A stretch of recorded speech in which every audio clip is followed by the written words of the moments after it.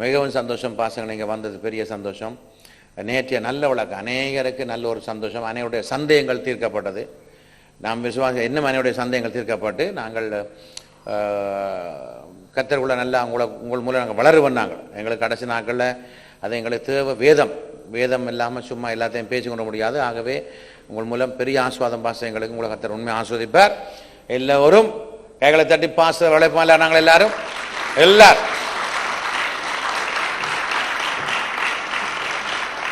கைகளை நீட்டுங்க. இந்த ஊழியக்காரன் ஆஸ்வதிச்சோம் பண்ணுவோம். எல்லாரும் அவருக்காக சோம் பண்ணுவோம். பாஸ்டரை நல்ல சுகத்தோடு கர்த்தர் வச்சுக்க முடியாக அவருக்கு என்ன நல்ல சுகங்களை கொடுத்து மெஸ்ஸி புள்ளி ஆசும்படியாக. அது மாத்திரமில்லை, அவருடைய ஊழியங்கள் தொடர்ந்து நல்லா நடக்கணும். இங்கே சைப்ரஸ், நோர்வே எல்லாம் நம்முடைய சபைக்கு தான் கூட்டிட்டு போகிறோம் நாங்கள் அவரை. ஆகவே இந்த ஊழியங்கள் அது தொடர்ந்து அவர் போயிட்டு வந்து நடக்கிற ஊழியங்கள் எல்லாம் நல்லா இருக்கணும் அப்படின்னு சொல்லி தேவன் அவர் மூலம் நமக்கு நல்ல வார்த்தையில் கொடுக்கும்படியாக அவருக்காக நாங்கள் ஒரு விசேஷத்தை அபிஷேகத்தை வச்சு எங்களுக்கு இந்த நாட்கள் நல்லதை போதிக்கும்படியாக நாங்கள் அவருக்காக ஜெபம் பண்ணுவோம். எல்லாம் ஜெபம் பண்ணுவோம். நாங்கள் எல்லாரும் we praise you Jesus, we praise you Holy Spirit. இந்த ஊழியக்காரன் ஆஸ்வதிப்பீராக நாங்கள் மனதார ஆஸ்வதிக்கிறோம். மெஸ்ஸி மீஷாவை ஆஸ்வதிக்கிறோம். சபையார காலேஜ் பிள்ளைகள் ஆஸ்வதிக்கிறோம். தேவ ஆவியானவர் கூட இருப்பீராக. ஆண்டவரே, உம்முடைய ரகசியங்களை வெளிப்படுத்தும், பரலோக ரகசியங்களை வெளிப்படுத்தும், வேதத்தில் உள்ள மகத்துவங்களை வெளிப்படுத்தும். எங்களுக்கு ஆவியானவருடைய இருதயத்தில் உள்ளதை வெளிப்படுத்தும். இயேசு கிறிஸ்து சொன்னவற்றை எங்களுக்கு போதிக்கும்படியாக செபிக்கிறோம். கடந்து வாருங்க ஆவியானவரே, இந்த ஊழியக்காரன் மூலம் எங்களுக்கு உடைய சத்தியத்தை போதிப்பீராக. இயேசு கிறிஸ்துவின் நாமத்தில் செபிக்கிறோம் ஆண்டவரே, ஆமென். ஹல்லேலூயா. சொல்ல எல்லாரும் மீண்டும் ஒரு முறை கரங்களை தட்டி பாச எல்லாரும் கைகளை தட்டு, சத்தமா தட்டு. இயேசுவினுடைய இரண்டாவது வருகையை பற்றி படித்துக் கொண்டிருக்கிறோம். நேற்று உங்களுக்கு நான் வேதத்தில் இருந்து நிரூபித்தேன். இயேசுவினுடைய இரண்டாவது வருகை என்பது வேறு, இயேசுவினுடைய ரகசிய வருகை என்பது வேறு என்று. இயேசுவினுடைய ரகசிய வருகை நடந்ததுக்கு பிறகுதான் இயேசுவினுடைய இரண்டாவது வருகை நடைபெறும் என்று உங்களுக்கு சொல்லிக் கொடுத்தேன்.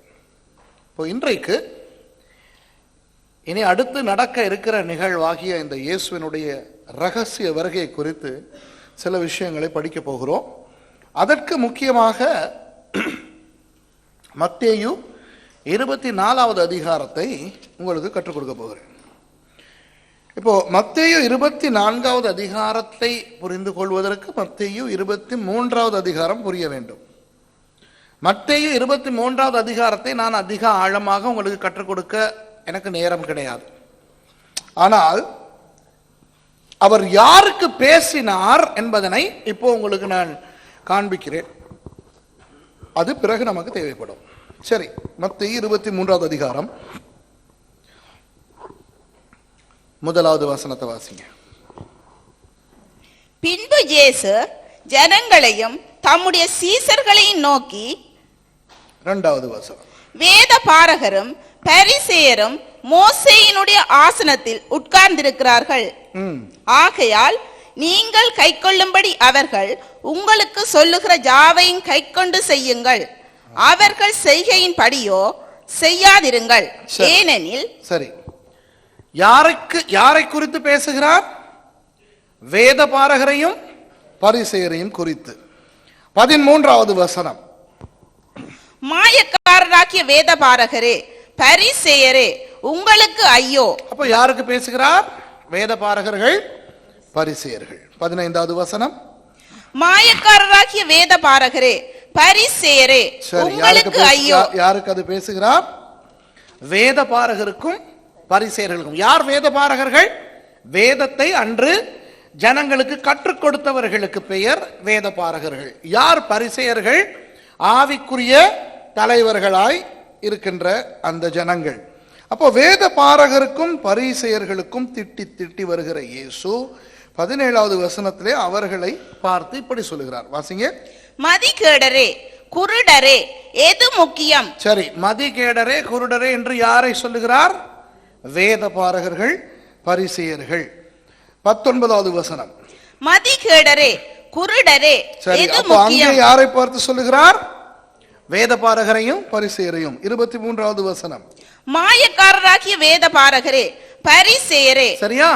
யார் அது? வேத பாரகரும் பரிசேயரும். 24வது வசனம். குருடரான வழிகாட்டிகளே. யாரை பார்த்து குருடரான வழிகாட்டிகளே என்று சொல்லுகிறார்? வேத பாரகரையும் பரிசேயரையும். 25வது வசனம். மாயக்காரராகிய வேத பாரகரே பரிசேயரே. 27. மாயக்காரராகிய வேத பாரகரே பரிசேயரே. 29. மாயக்காரராகிய வேத பாரகரே பரிசேயரே. 33. சர்ப்பங்களே விரியன் பாம்பு குட்டிகளே. யார் இந்த இடத்துல சர்ப்பங்களும் விரியன் பாம்பு குட்டிகளும்? வேத பாரகரும் பரிசேயர்களும். சரி, 36வது வசனம்.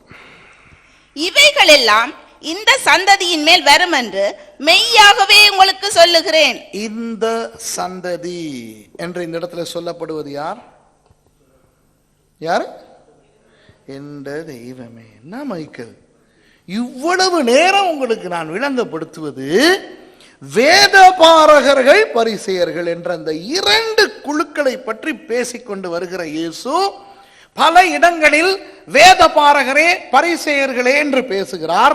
சில இடங்களிலே மதிகேடரே குருடர்களே என்கிறார். ஒரு இடத்திலே பாம்புகளே என்று சொல்லுகிறார். இதெல்லாம் யாருக்கு சொல்லுகிறார்? வேத பாரகர்களுக்கும் பரிசேயர்களுக்கும். அப்போ இந்த சந்ததி என்று சொல்லும் போது யாருக்கு சொல்லுகிறார்?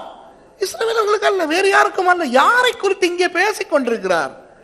வேத பாரகர்கள் பரிசேயர்கள் தான் இந்த சந்ததி. சரியா? இந்த சந்ததியின் மேல் யாரின் மேல்? இந்த வேத பாரகர்கள், இந்த பரிசேயர்கள் என்கிறார்களே, இவர்கள் மேல். யாராவது பிரெஞ்சு பைபிள்ல எனக்கு சொல்லுங்க, அந்த இடத்துல சந்ததி என்ற அந்த சொல் பிரெஞ்சில் என்ன சொல்லுகிறது என்று. யாருக்காவது இங்கிலீஷ் பைபிள் கையில் இருக்குதா?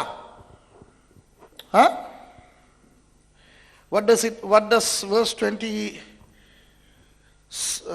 36 say? வாசிங்க, பிரெஞ்சில் வாசிங்க யாராவது. ஜெனரேஷன். ஆமா. அப்போ இந்த ஜனங்கள், இந்த மாதிரியான ஆட்கள், புரியுதா? வேத பாரகர்கள் பரிசேயர்கள் என்கின்றவர்கள் இருப்பார்கள் கடைசி வரை. சரியா? இவர்கள் அழிந்து போக மாட்டார்கள். இதை நீங்கள் ஞாபகப்படுத்திக் கொள்ள வேண்டும். 24வது அதிகாரத்திலே ஒரு இடம் வருகிறது. அந்த இடத்திலே வைத்து இதை உங்களுக்கு நான் ஞாபகப்படுத்த போகிறேன். மறந்து போகக்கூடாது. ஓகேயா? இந்த சந்ததி என்று யாரை குறித்து சொல்லப்படுகிறது? வேத பாரகர்கள் பரிசேயர்கள். இன்றைக்கு வேத பாரகர்கள் இருக்கிறார்களா? பரிசேயர்கள் இருக்கிறார்களா? ஆம், இருக்கிறார்கள். யார் வேத பாரகர்கள்? வேதத்தை கற்றுக் கொடுக்கிறவர்கள், ஆனால் அந்த வேதத்தின் படி வாழாதவர்கள் இருக்கிறார்களா? ஏராளமாக இருக்கிறார்கள். பரிசேயர்கள் இருக்கிறார்களா? பரிசேயர்கள் உண்டு. யார் பரிசேயர்கள்? மற்றவர்களை குற்றம் சாட்டி கொண்டு தங்களை பரிசுத்தவான்களாக சந்திகளிலும் சந்தைகளிலும் காண்பிக்கின்றவர்கள். எனவே இந்த பரிசேயர்கள் வேத பாரகர்கள் என்கின்ற கூட்டம் யூதர்களாகிய இஸ்ரவேல் ஜனங்கள் மத்தியிலே மாத்திரம் இருக்கவில்லை. இன்றைக்கும் கிறிஸ்தவ தேவ ராஜ்யத்திலே சபைகளிலே இருக்கின்றன. அதைத்தான் இந்த சந்ததி என்று இயேசு சொல்லுகிறார் என்பதனை நீங்கள் மனதிலே வைத்துக் கொள்ளுங்கள். 24வது அதிகாரத்துக்கு தேவைப்படும். சரியா? இப்படி அவர் திட்டி திட்டி திட்டி எருசலேமை குறித்து அந்த 23வது அதிகாரத்திலே அவர் இப்படி சொல்லுகிறார். 37வது வசனத்தை வாசிங்க. எருசலேமே எருசலேமே, தீர்க்கதரிசிகளை கொலை செய்து உன்னிடத்தில் அனுப்பப்பட்டவர்களை கல்லறிகிறவளே, கோழி தன் குஞ்சுகளை தன் சிறகுகளின் கீழே கூட்டி சேர்த்து கொள்ளும் வண்ணமாக நான் எத்தனை தரமோ உன் பிள்ளைகளை கூட்டி சேர்த்து கொள்ள மனதாயிருந்தேன், உங்களுக்கோ மனதில்லாமற் போயிற்று. வாசிச்சுட்டே போங்க. இதோ உங்கள் வீடு உங்களுக்கு பாழாக்கி விடப்படும், கர்த்தருடைய நாமத்தினாலே வருகிறவர் ஸ்தோத்தரிக்கப்பட்டவர் என்று நீங்கள் சொல்லும் அளவும் இது முதல் என்னை காணாதிருப்பீர்கள் என்று உங்களுக்கு சொல்லுகிறேன் என்றார். இப்போ எருசலேமிலே வைத்து இந்த சம்பவம் நடக்கிறது. மத்தேயு 21வது அதிகாரத்தை நீங்கள் பார்த்தால் அந்த 21வது அதிகாரம் சொல்லுகிறது, இயேசு கழுதை குட்டியின் மேல் ஏறி எருசலேமுக்குள்ளே வந்து விட்டார். எருசலேமிலே வைத்துத்தான் இந்த 23வது அதிகாரத்திலே அவர் பண்ணுகிற பிரசங்கத்தை பண்ணுகிறார். இப்போ அந்த வேத பாரகர்களை குறித்தும் பரிசேயர்களை குறித்தும் அவர் இப்படியெல்லாம் திட்டிவிட்டு அப்புறம் அவர் அந்த நகரத்தை குறித்து சொல்லுகிறார். இந்த வேத பாரகர்களும் பரிசேயர்களும் வாழுகிற நகரமாகிய எருசலேமே, நீ தீர்க்கதரிசிகளை கொலை செய்தாய், நீ ஆண்டவருடைய வார்த்தையை ஏற்றுக்கொள்ளாமல் போனாய். ஆகவே எருசலேமே, நான் உன்னை விட்டு போகிறேன். சரியா? அதான சொல்றேன், நான் உன்னை விட்டு போகிறேன், இனி என்னை காண மாட்டீர்கள். எதுவரை காண மாட்டீர்கள்? கடைசி வசனத்தை வாசிங்க.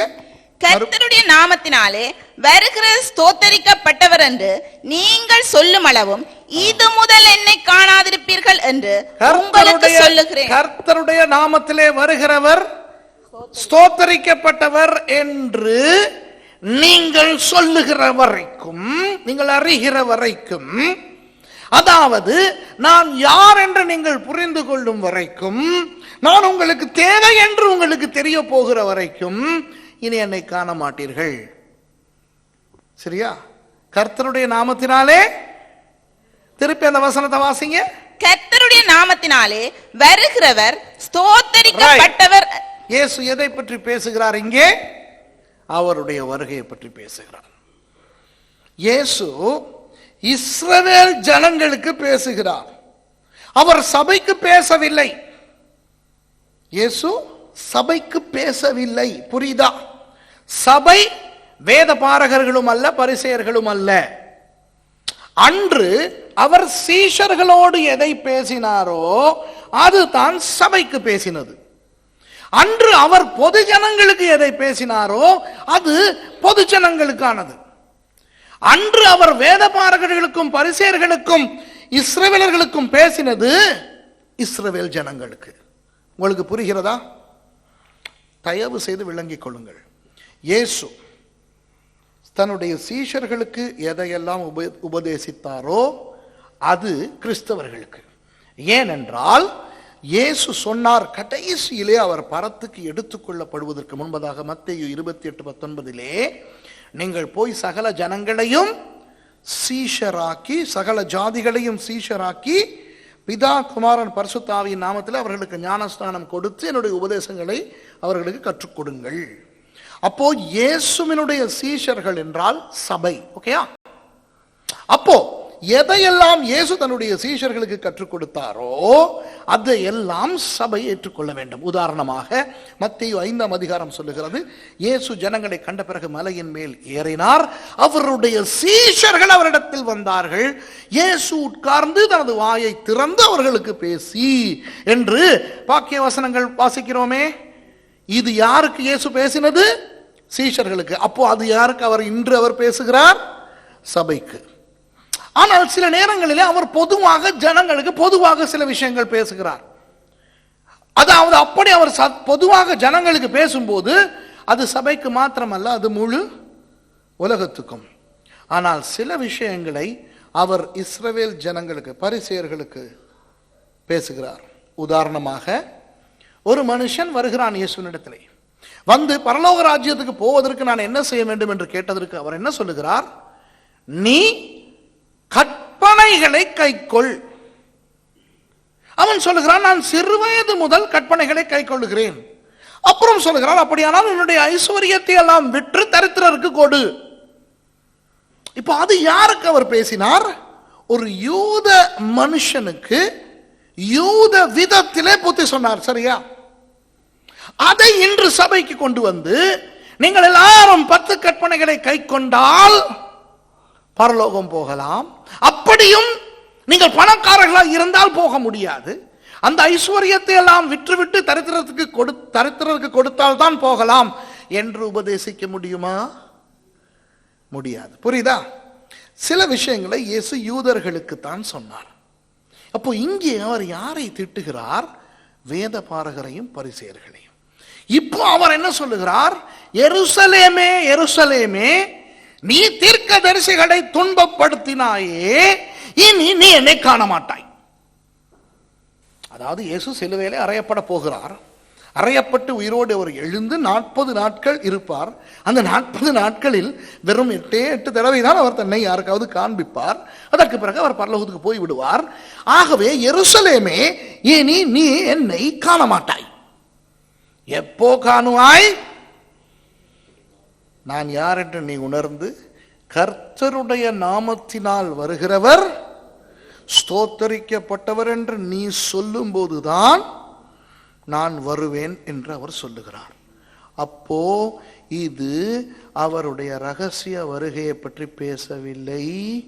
இது இஸ்ரவேல் ஜனங்கள் இயேசுவின் 2வது வருகையின் போது இயேசுவை உண்மையாகவே அறிந்தவர்களாய் இருப்பார்கள். இவர்தான் தங்களுடைய மேசியா என்று அறிந்திருப்பார்கள். அதை இயேசு இங்கே சொல்லுகிறார். எத்தனை பேருக்கு புரியவில்லை? கையை தூக்குங்கள், நான் மறுபடி புரிய வைக்கிறேன்.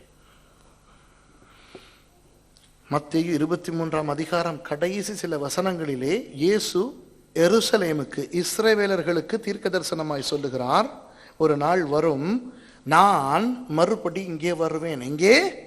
எருசலேமுக்கு வருவேன். சரியா? எருசலேமே நீ என்னை காண மாட்டாய் அதுவரை. அப்போ எருசலேமுக்கு நான் வருவேன்.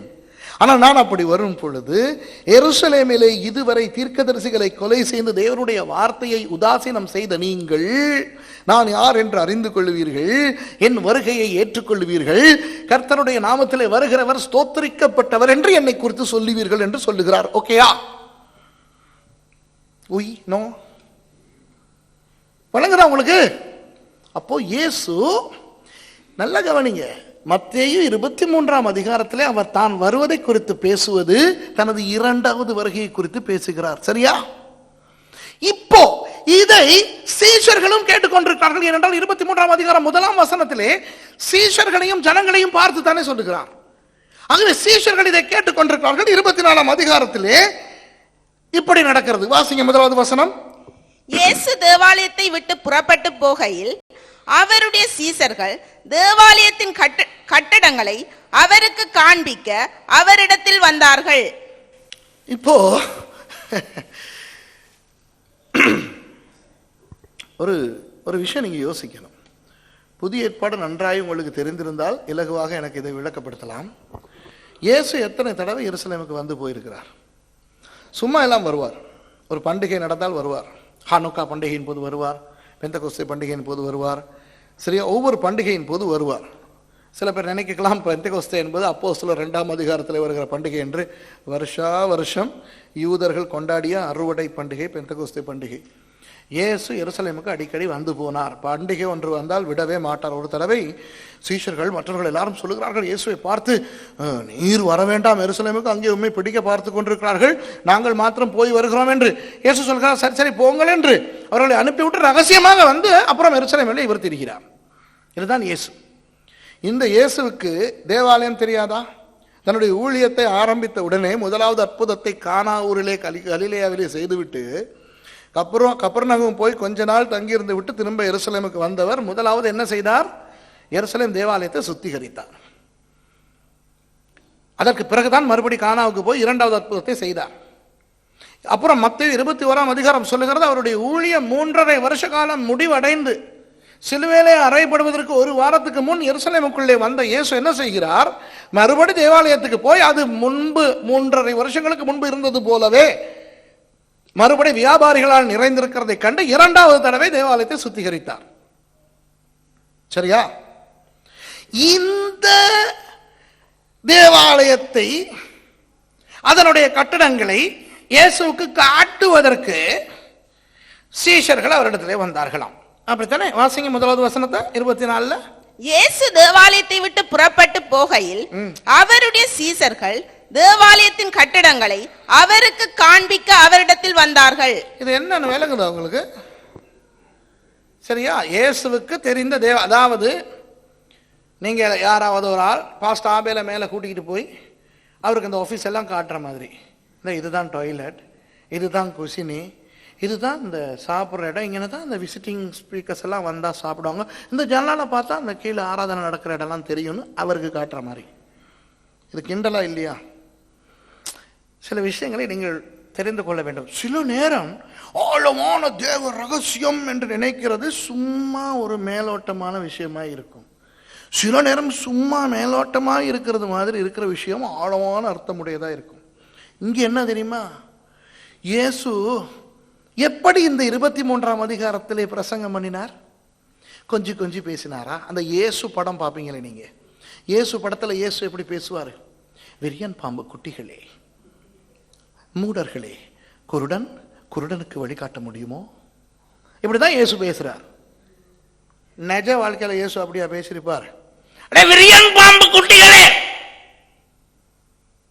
வேத பாரகரே, பரிசேயர்களே, உங்களுக்கு ஐயோ, அப்படியா சொல்லியிருப்பார் இயேசு? இயேசு எப்படி பேசுகிறார்? 23ஆம் அதிகாரத்திலே வெட்டி மாதிரி பேசுகிறார்.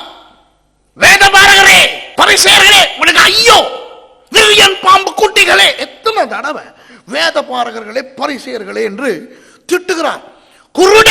குருடனுக்கு வழிகாட்ட முடியுமா? பாம்புகளே. இப்படி 12 சீஷர்களும் நடுங்கி போயிருக்கிறார்கள். இப்ப பிரசங்கம் முடிஞ்சிருச்சு. இப்ப இயேசு கிட்ட போயிட்டு எதாவது பேசவும் பயம், பேசாட்டியும் பிரச்சனை, பேசவும் வேணும். எக்ஸ்கியூஸ் மீ, நல்லா இருக்கு இல்லையா அந்த கட்டடம்? அந்த மாதிரி விளங்குதா? இப்போ அவரு சும்மா ஒரு சிங்களம் இங்கே மழை பெனலாகியல ததவேல மழை பெனலா. அப்ப அவர் அப்படி எல்லாம் இவர் கத்துறத பார்த்துட்டு இப்ப 12 பேரும் அவரோட போறாங்க. இப்ப யாராவது பேசணும், இவர் பேசுவார்னு பார்த்தா அவர் பேசுறாரு இல்லை, இன்னும் அந்த போய்கிட்டு இருக்கு. சில பேருக்கு தெரியுமா, அந்த ஜெபிச்சு அபிஷேகம் வந்ததுக்கு பிறகும் அந்த ஆஃப்டர் க்ளோ இருக்குமே, சர்வீஸ் முடிச்ச பிறகு நீங்க அவங்கள போயிட்டு பார்த்தா இருப்பாங்க. ஏன் இங்க முன்னுக்கு வந்து இருந்துட்டு உடனே அமராது அயன் மாதிரி. அயனை ஆஃப் பண்ண உடனே தொட முடியாது, இன்னும் ஹீட் இருக்கு. அது மாதிரி சில பேர் சாட்சி சொல்லிட்டு உட்காருவாங்க, பார்த்துருக்கீங்களா? அது வரைக்கும் நல்லா தான் இருப்பாங்க, நாமளா தான் உட்காருவாங்க. சாட்சி சொல்ல எழும்புவாங்க, எழும்பிட்டு கர்த்தருடைய பரிசுத்த நாமத்துக்கு ஸ்தோத்திரம் உண்டாவதாக, கர்த்தர் எனக்கு எப்படி எப்படி தெரிந்தா கத்தாம அப்படின்ட்டு உட்கார்ந்துட்டு அந்த அந்த மாதிரி ஒரு இஃபெக்ட் இயேசு கொடுத்துக்கிட்டு இருக்காரு. தீர்க்கதரிசனம் சொல்லிட்டு ஓயிறவங்களை பார்த்துருக்கீங்களா? அவங்க தான் அநேகமா இப்படி விளங்குதா, அன்னைய பாசல தட்ட பாட்ட டக் டிக் டுக்னு ஏதாவது சொல்லிட்டு கர்த்தர் சொல்லுகிறார், நான் உன்னை நேசித்தேன். வாழ்க்கையிலே ஃபர்ஸ்ட் டைம் சொல்ற மாதிரி. ஓகே, கர்த்தர் சொல்லுகிறார், என்னை தேடுகிறவன் கண்டடைவான்.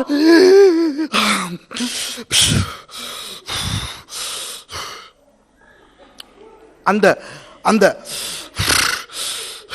இஃபெக்ட் இங்க இயேசுக்கு வருது. இயேசு இந்த வேத மாரகனையும் பரிசேயனையும் எருசலேம்ல இருக்கிறவனையும் திட்டிட்டு 12 பேரை கூப்பிட்டு நல்லா சொன்னேன் இல்லையா அப்படின்னு சொல்லுவாராம். அவர் ரியலா தானே சொன்னார், நடிக்கலையே.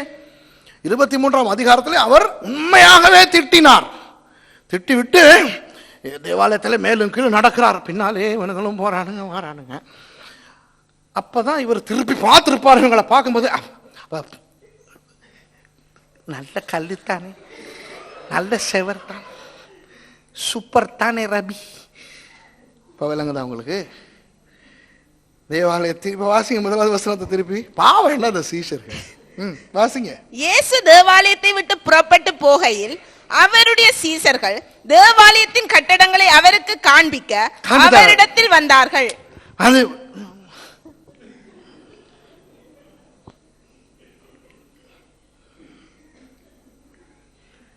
இயேசு கேட்கிறார் அடுத்த வசனத்துல. இயேசு அவர்களை நோக்கி, இவைகளை எல்லாம் பார்க்கிறீர்களே, இவ்விடத்தில் ஒரு கல்லின் மேல் ஒரு கல். இவைகளை எல்லாம் இதெல்லாம் பார்க்கறீங்க தானே?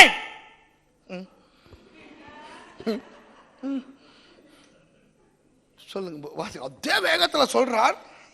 இவ்விடத்தில் ஒரு கல்லின் மேல் ஒரு கல்லிராதபடிக்கு எல்லாம் இடிக்கப்பட்டு போகும் என்று மெய்யாகவே உங்களுக்கு சொல்லுகிறேன் என்றார்.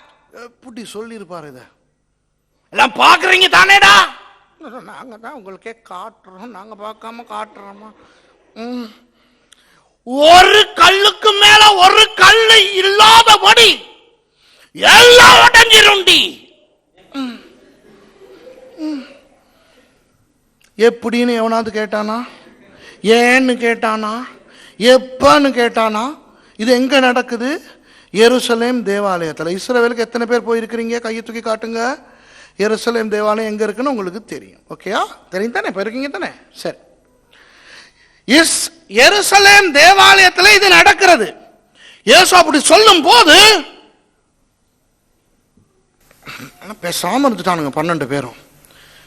அப்புறம் இயேசு அங்கிட்டு நடக்கிறார், இங்கிட்டு நடக்கிறார். இயேசு அங்கிட்டு போகும்போது இவங்களும் பின்னாலே போறாங்க, இங்கிட்டு வரும்போது இவங்களும் பின்னாலே வராங்க. கேள்வி இருக்குது. பர்த்தலமேயு கேட்கிறார் யோவான் கிட்ட, மச்சான் கல் மேல கல் இருக்காதுன்னு சொன்னது ஷுவரா அப்படி சொன்னாரா? எனக்கு அப்படிதான் கேட்டுச்சு. ஆமா ஆமா சும்மாரு. என்னது விலங்குலே? எனக்கு மட்டும் விலங்குதா என்ன? கல் மேல கல் இல்லாம போன ஒட்டைய போகுதோ? யூதாஸ் வந்து என்ன பேசுறீங்க? இல்ல கல்லு மேல கல். நான் யோசிக்கிறேன், என்ன கேட்டா அப்பா இப்ப கேட்க வேணாம் பாரு அப்படின்னு. பேதுரு, நீ தானே எப்பயும் கேட்கிறவன், கேள போயிட்டு என்ன எப்ப நடக்கும், எப்படி நடக்கும்? என்னைய மாட்டி கூட பாக்குறீங்க, பெருசு ரொம்ப குறப்பா இருக்குது, நான் கேட்க மாட்டேன் சும்மா அப்படின்னுட்டு. அப்ப பிலிப்பு சொல்றான், படிக்கிட்டு போடா போடா. அப்புறம் பக்கத்துல நாங்க இல்லைன்னா கத்தி என்ன போயிட்டு படியில இறங்குறார். விறு நான் அந்த காய்பாடை வீட்டு பக்கத்தால ஒரு படி போகுது, போயிருக்கீங்க அப்புறம் அந்த அதால அப்படி இறங்கிட்டு எருசலேமுக்கு வெளியால வந்துட்டார். இவங்க பின்னாலே போறாங்க, எங்க போறாருன்னு தெரியாது. அப்படி போயிட்டு அப்படி அந்த எரேமியாவை புதைச்ச இடம் இருக்குது, அதை அதெல்லாம் தாண்டி அப்படி போயிட்டு அங்கிட்டால ஏறுறாரு. கெத்சமேனுக்கு எது போறாரோ தெரியல. வாடா ஒல்லிய மலைக்கு போயிட்டார். எருசலேமிலே நடக்கிறது சம்பவம்.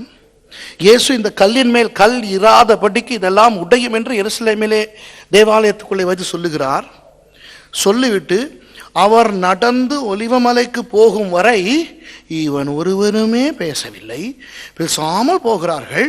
அவர் விறு என ஒலிவமலைக்கு போய் அங்கே ஒரு இடத்துல அவர் உட்கார்றார். இப்ப பாக்குறாங்க கொஞ்சம் கூல் ஆயிட்டார் மாதிரி தெரியுது. அப்ப இப்ப அந்திரேயா கூப்பிட்டு இருப்பான். அந்திரேயா யாரோட சகோதரன்? பேதுருட சகோதரன். அண்ணா என்ன கேளுங்க இப்ப அப்படின்னு. ஏன் நீ கேட்கறது? இல்ல இப்ப கொஞ்சம் கூலா இருக்காரு, நீயே கேளு. அடுத்த வசனத்தை வாசிங்க. பின்பு அவர் ஒலிவ மலையின் மேல் உட்கார்ந்திருக்கையில். விளங்குதா? ஹலோ விளங்குதா? அதற்கு முதல் சம்பவம் எங்கே நடந்தது? எருசலேமிலே. இப்போ ஒலிவ மலைக்கு போய்விட்டார். ஒலிவ மலையில அவர் உட்கார்ந்த பொழுது சீசர்கள் அவரிடத்தில் தனித்து வந்து ஏன்னா மத்தவனோட வந்தா ஏசுனா மத்தவன் முன்னால மானம் போயிரும்ல, அதனால தனியா வந்து இவைகள் எப்பொழுது சம்பவிக்கும்? உம்முடைய வருகைக்கும் உலகத்தின் முடிவுக்கும் அடையாளம் என்ன? எங்களுக்கு சொல்ல வேண்டும் என்றார்கள். வந்து கேக்குறாங்க, எக்ஸ்கியூஸ் மீ பாஸ்டர், இந்த சொன்னீங்களே அங்க வச்சு இந்த என்ன சொன்னேன்? நிறைய சொன்னேன் இல்ல, இந்த கல்லுக்கு மேல கல்லு இல்ல, நீங்க வருவீங்க எல்லாம் முடியும், எப்போ நடக்கும் அப்படின்னு. உடனே இயேசு இவர்களுக்கு பேசுகிறார். யாருக்கு பேசுகிறார்? 23வது அதிகாரம் அவர் யூதர்களுக்கு பேசுகிறார். ஆனால் 24வது அதிகாரம் சீஷர்களுக்கு பேசுகிறார். சீஷர்களுக்கு அவர் பேசும்போது முதலாவது என்ன சொல்லுகிறார்? வாசிங்க 4வது வசனம். இயேசு அவர்களுக்கு பிரதியுத்தரமாக, ஒருவனும் உங்களை வஞ்சியாதபடிக்கு எச்சரிக்கையாயிருங்கள். முதலாவது சபை தெரிந்து கொள்ள வேண்டிய காரணம், ஒருவனும் உங்களை வஞ்சிக்காதபடிக்கு எச்சரிக்கையாயிருங்கள்.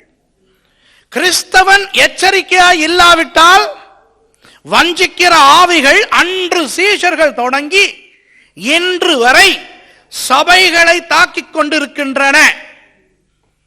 வஞ்சனை என்பது பயமுறுத்தல் அல்ல. பிசாசு 2 விதமாக கிரியை செய்வான். ஒன்று பேதுரு சொல்லுகிறது, அவன் கர்ச்சிக்கிற சிங்கம் போல யாரை விழுங்கலாம் என்று வகை தேடிக்கொண்டு திரிகிறான். அப்போ கர்ச்சிக்கிற சிங்கம் என்பது பிரசித்தமான எதிர்ப்பு, பிரசித்தமான உபத்திரவம், பாடுகள், பிரச்சனைகள். ஆனால் 2 கொரிந்தியர் 11ஆம் அதிகாரம் சொல்லுகிறது, சாத்தான் ஒளியின் தூதனை போல வேஷம் போட்டு கொண்டு வந்து ஏமாற்றுவான். கர்ச்சிக்கிற சிங்கம் வஞ்சிக்காது. சரியா? இப்ப பாருங்க, அனிமல் பிளானட் பாம்பிங்களா? இப்ப நான் ஒவ்வொரு டிவி ப்ரோக்ராமா உங்களுக்கு பேசிக்கிட்டு வரேன். ரெஸ்லிங்கை பத்தி நேற்று பேசினேன் இல்லையா? இன்னைக்கு அனிமல் பிளானட். அனிமல் பிளானட்ல சிங்கங்கள் மிருகங்களை வேட்டையாடுவதை பார்த்திருக்கிறீர்களா? ஓடி முடிந்த அளவு கிட்ட போய், அதற்கு பிறகு ஓடி போய் துரத்தி போய் அந்த மிருகங்களை பிடிக்கும். அப்போ ஓடுகிற மிருகத்துக்கு தெரியும் சிங்கங்கள் தன்னை துரத்துகின்றன என்று. சிங்கம் ஆடு போல பாசாங்கு செய்து கொண்டு அல்லது வரிக்குதிரையை போல வரி வரைந்து கொண்டு போகாது. சிங்கம் பிரசித்தமாய் விரட்டி அந்த மிருகங்களை வேட்டையாடும். அதே அனிமல் பிளானட்டிலே பார்ப்பீர்கள் கேமோஃப்ளாஜ், சில மிருகங்கள் எப்படி வேட்டையாடும் என்று. சில மீன்கள் இருக்கும், அந்த மீன் என்றே தெரியாது, தரையோடு தரையாக மண் மாதிரி இருக்கும். விஷயம் தெரியாத பக்கத்திலே போகின்ற மற்ற மீனை பக் என்று பாய்ந்து பிடிக்கும். சில பாம்புகளை பார்த்தால் அந்த பாம்புகள் பச்சையாக மர இலைகளோடு இருக்கும். சரியா?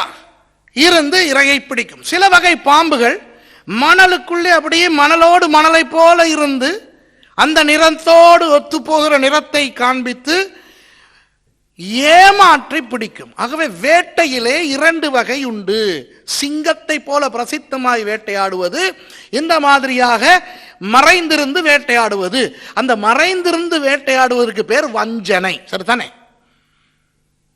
அப்போ இங்கே இயேசு சொல்லுகிறார், உங்களை ஒருவனும் வஞ்சிக்காதபடி ஜாக்கிரதையா இருங்கள் என்று. அவர் பிசாசினுடைய நேரடி தாக்குதல்களை பற்றி பேசவில்லை. ஒளியின் தூதனை போல வேஷம் போட்டுக்கொண்டு சபைகளுக்குள்ளே நுழைந்து இன்றைக்கு பிசாசு வஞ்சித்து கொண்டிருக்கிறான். வஞ்சிக்கிற ஆவி எப்படி வஞ்சிக்கும்? நல்லது போல தன்னை காண்பிக்கும். அந்த வஞ்சிக்கப்படுகிறவர்கள் இது நல்லது போல இருக்கிறபடினால் தானே ஏமாறுகிறார்கள். ஏமாறுகிறவர்கள் ஏன் ஏமாறுகிறார்கள்? அவ்வளவு தூரம் இது நல்லது போல தெரிகிறபடினால் தானே. அப்ப அவர்கள் சொல்றாங்க, ஐயோ பாஸ்டர், அது அப்படி தீர்க்கதரிசனமா இருக்கிறதே, அது இப்படி பரிசுத்தமா இருக்கிறதே, அது சரிதானே பாஸ்டர் என்று சொல்லுவார்கள். ஏனென்றால் அப்படித்தான் பிசாசு காட்ட வேண்டும். இவ்வளவு நேரம் இஸ்ரவேலர்களுக்கு பேசின இயேசு சீஷர்களுக்கு தன்னுடைய வருகையை பற்றி பேச ஆரம்பிக்கும் போது சொல்லும் முதலாவது வார்த்தை, ஒருவனும் உங்களை வஞ்சிக்காதபடி ஜாக்கிரதையா இருங்கள். இதிலிருந்து என்ன தெரிகிறது? இயேசுவின் மூலமாக ரட்சிப்பு கிடைக்கிறதை பற்றி இயேசு அப்படி சொல்லவில்லை. நான் தருகிற ரட்சிப்பை குறித்து ஒருவனும் உங்களை வஞ்சிக்காதபடி ஜாக்கிரதையா இருங்கள் என்று இயேசு சொல்லவில்லை. ஞானஸ்நானத்தை குறித்து அவர் அப்படி சொல்லவில்லை. ஞானஸ்நானத்தை குறித்து உங்களை எச்சரிக்கிறேன், ஒருவனும் உங்களை வஞ்சிக்காதபடிக்கு, பிழையான ஞானஸ்நானம் கொடுக்காதபடிக்கு நீங்கள் உங்களை காத்துக்கொள்ளுங்கள் என்று சொல்லவில்லை. சபைகளை குறித்து அவர் சொல்லவில்லை, ஒருவனும் உங்களை வஞ்சித்து பிழையான சபைக்குள்ளே வைத்திருக்காதபடி ஜாக்கிரதையா இருங்கள் என்று சொல்லவில்லை. தசமபாகத்தை குறித்து சொல்லவில்லை, ஊழியத்தை குறித்து சொல்லவில்லை, உபத்திரவத்தை குறித்து சொல்லவில்லை. ஆனால் தன்னுடைய வருகையை பற்றி பேசும் பொழுது சொல்லுகிறார், ஒருவனும் உங்களை வஞ்சிக்காதபடி ஜாக்கிரதையா இருங்கள். ஏன் தெரியுமா? இயேசுவின் வருகையை பற்றி தான் கிறிஸ்தவர்களை இலகுவாய் வஞ்சிக்க முடியும். அதனால்தான் இயேசுவின் வருகையை பற்றி படிப்பதற்கும் படித்து கொடுப்பதற்கும் கவனமாய் இருக்க வேண்டும். சரியானதை கற்றுக் கொடுக்க தெரியாவிட்டால் கற்றுக் கொடுக்கவே கூடாது. சரியா? இயேசு இதைத்தான் சொல்லுகிறார்.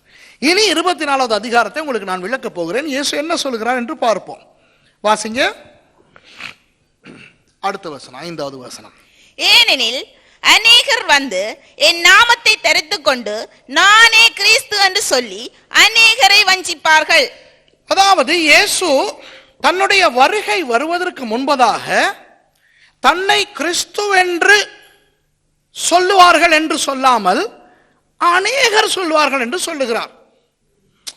இயேசுவின் காலத்திலேயே ஒரு 2-3 பேர் தங்களை கிறிஸ்துக்கள் என்று அறிக்கை செய்தார்கள். சரியா? அது நடந்தது சரித்திரத்திலே பார்த்தால். அதற்கு பிறகு ஒரு 200-250 ஆண்டுகள் அவ்வளவாக பெரிதாக யாரும் தங்களை கிறிஸ்து என்று சொல்லவில்லை. காரணம், ரோம அரசாங்கம் கிறிஸ்தவர்களை உபத்திரவப்படுத்தி கொண்டிருந்தது. அப்ப தன்னை கிறிஸ்து என்று சொல்லும் பொழுது அடி வாங்க வேண்டிய ஒரு சூழ்நிலை இருந்தபடியினால் எவனும் முன் வரவில்லை அதை சொல்லுவதற்கு. ஆனால் கிறிஸ்துவுக்கு பின் 312 ஆண்டிலே கான்ஸ்டன்டைன் என்கின்ற ரோம பேரரசன் கிறிஸ்தவனாய் மாறினான். எத்தனை பேருக்கு அது தெரியும்? சரி, ஏன் அவன் கிறிஸ்தவனாய் மாறினான்? யாரும் அவனுக்கு போய் நற்செய்தி சொல்லவில்லை, யாரும் அவனுக்கு போய் இயேசுவை பற்றி சொல்லவில்லை. அவன் மேக்சென்டியஸ் என்கின்ற இன்னொரு அந்த தேசத்தை கைப்பற்ற கான்ஸ்டன்டைனுடைய அப்பா இறந்த பிறகு அந்த தேசத்தை பிடிப்பதற்கு மேக்சென்டியஸ் என்பவனும் முயற்சி செய்த பொழுது கான்ஸ்டன்டைனும் மேக்சென்டியஸும் யுத்தம் செய்ய போனார்கள். மில்வியன் பாலம் என்கின்ற அந்த பாலத்துக்கு பக்கத்திலே. அங்கு போய் அடுத்த நாள் யுத்தம் செய்வதற்கு அவர்கள் இரவிலே ஓய்ந்திருக்கும் பொழுது இவன் சொப்பனம் கண்டானாம். ஒரு வெள்ளை உருவம் ஒன்று வந்து சிலுவை அடையாளத்தை கொடுத்து சொன்னதாம், இந்த அடையாளத்தை கொண்டு நீ வெற்றி பெறு என்று.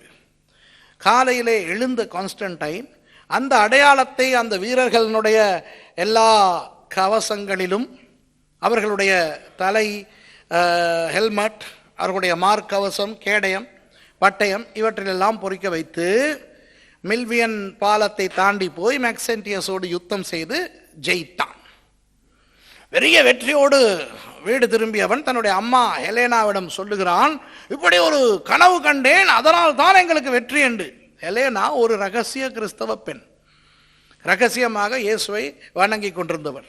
அவர் இதுதான் சாட் என்று தன் மகனுக்கு, இது வேறு யாரும் அல்லடா, இந்த கிறிஸ்தவர்கள் என்ற ஒரு குழுவை போட்டு உபத்திரவப்படுத்தி கொண்டிருக்கிறோமே அவர்களுடைய தெய்வம் என்று சொன்னபடியினால் இவன் கிறிஸ்தவனாய் மாறினான். அப்போ அவனுக்கு உண்மையான சுவிசேஷம் தெரியாது.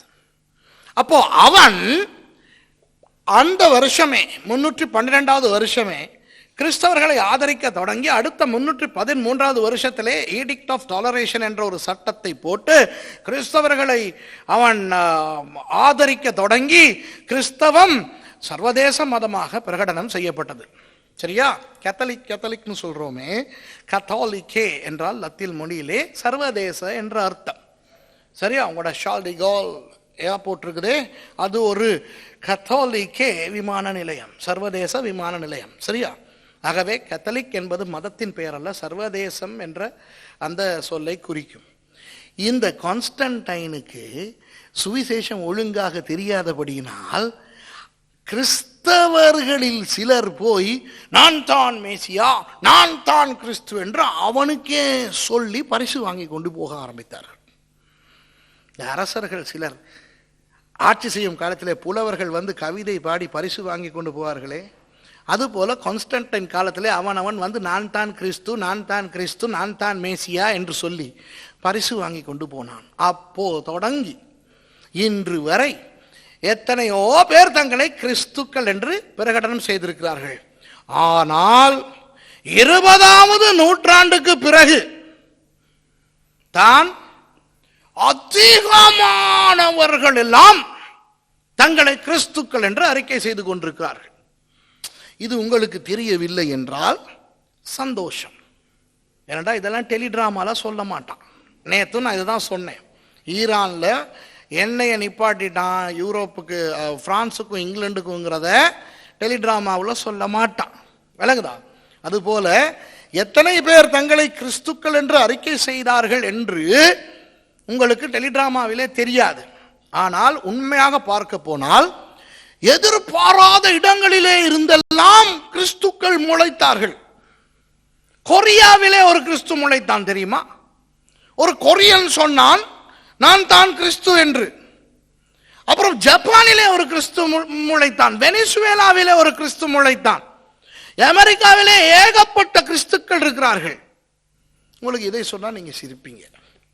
தற்போது இப்போ இந்த 2012ஆம் ஆண்டு பிப்ரவரி மாதம், இன்னைக்கு என்ன 21, இந்த நேரத்திலே இந்த உலகத்திலே சுமார் 320 பேர் தங்களை கிறிஸ்துக்கள் என்று சொல்லிக் கொண்டிருக்கிறார்கள். இப்போ புரியுதா உங்களுக்கு? சொல்லிக் கொண்டிருக்கிறார்கள்.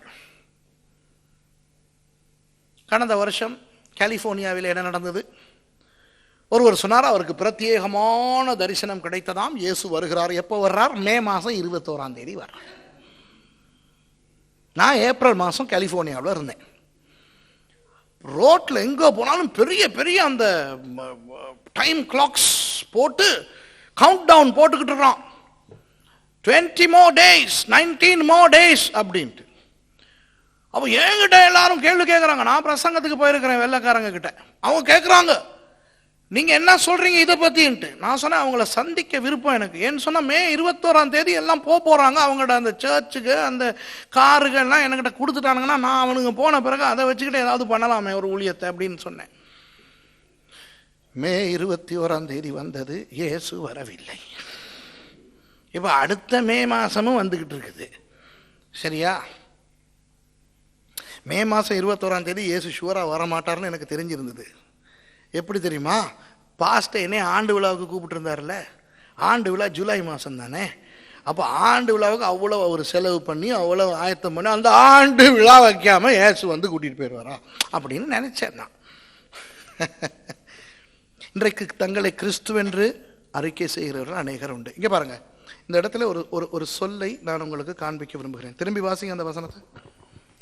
ஏனெனில் அநேகர் வந்து என் நாமத்தை தரித்துக் கொண்டு நானே கிறிஸ்து என்று சொல்லி அநேகரை வஞ்சிப்பார்கள். அநேகர் வந்து, அதுதான் பாயிண்ட். கிறிஸ்துக்கள் என்று தங்களை அறிக்கை செய்து கொண்டவர்கள், பிரகடனப்படுத்திக் கொண்டவர்கள் காலாகாலமாக இருந்தார்கள். ஆனால் இப்போதான் அநேகர் முளைத்திருக்கிறார்கள். 320 பேர் என்றால் அநேகர் தானே. ஒரு கிறிஸ்து 2 கிறிஸ்துவா இருந்தால் பரவாயில்ல. ஜப்பானில் ஒரு கிறிஸ்து, சிலானில் ஒரு கிறிஸ்துவா இருந்தால் பரவாயில்ல. இன்றைக்கு சுமார் 300க்கும் அதிகமானோர் தங்களை கிறிஸ்து என்று பிரகடனம் செய்து கொண்டிருக்கிறார்கள் என்றால் அது அநேகர். அப்போ இயேசு அன்று அவர் சொல்லுகிறாரே, அநேகர் வந்து சொல்வார்கள் என்று அந்த காலம் இப்போ வந்து விட்டதல்லவா.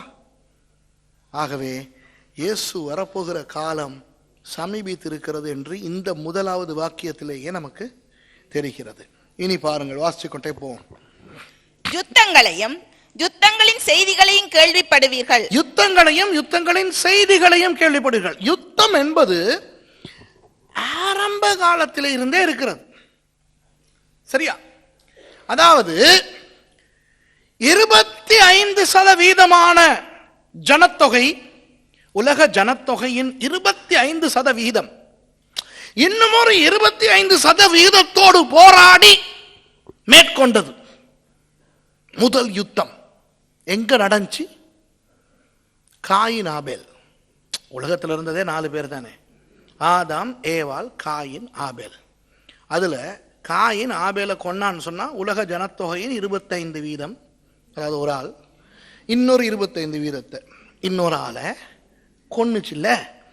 அப்ப பாருங்க, அப்ப உலகத்திலேயே இருந்தது 4 பேர்னா அதுல 2 பேர் சண்டை பிடிக்கிறானுங்கன்னா பாதி உலகமே உலக யுத்தம். சரியா?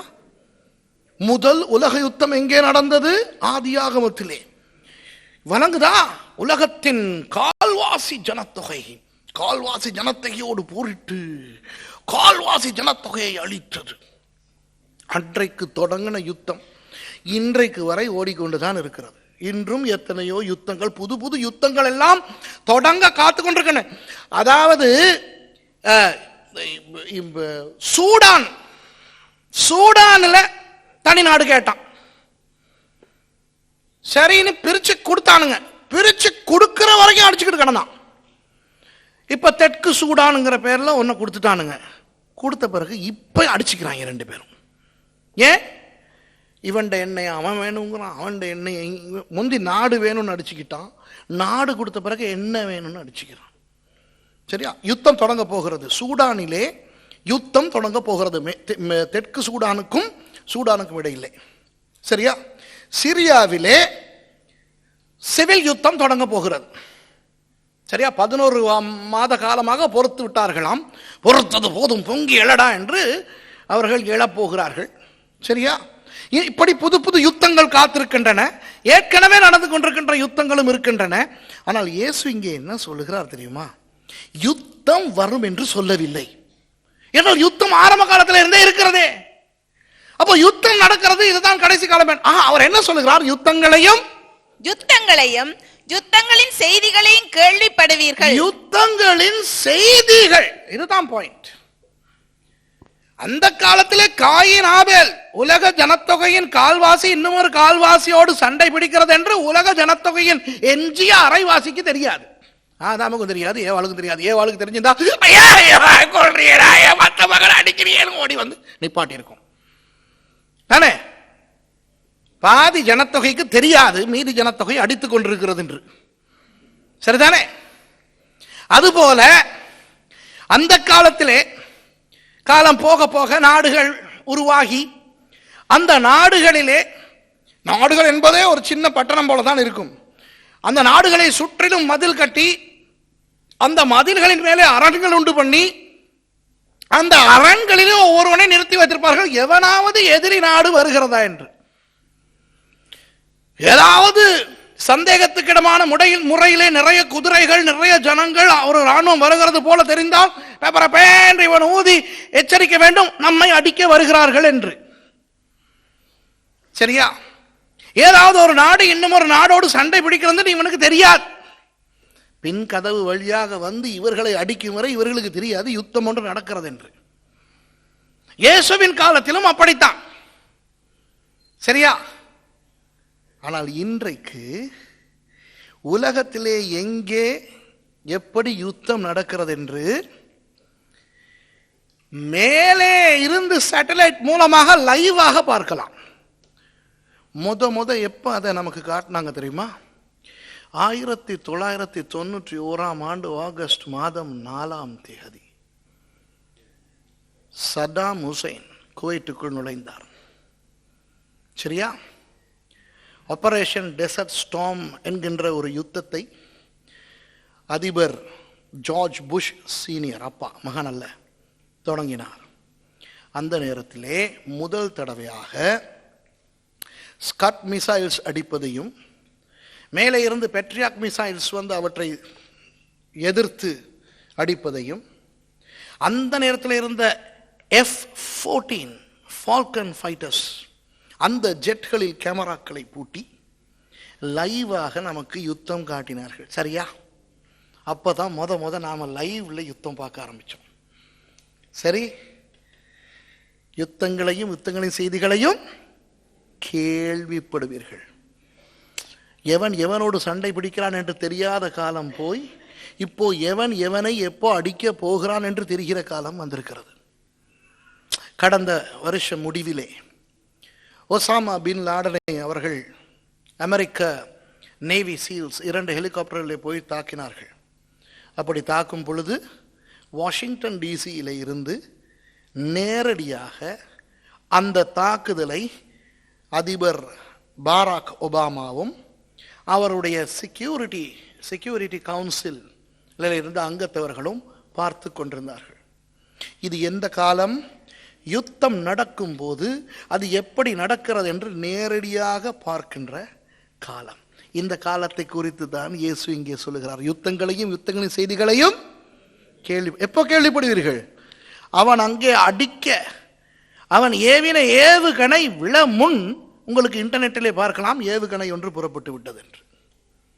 அந்த ஒரு காலத்தை குறித்து இயேசு சொல்லுகிறார். இதுதான் அந்த காலம். சரியா? யுத்தம் நடப்பதை பற்றி பேசவில்லை, அந்த நடக்கின்ற யுத்தங்களை குறித்து நீங்கள் கேள்விப்படுவீர்கள். வாசிங்க. யுத்தங்களின் செய்திகளையும் கேள்விப்படுவீர்கள், கலங்காதபடி எச்சரிக்கையாயிருங்கள்.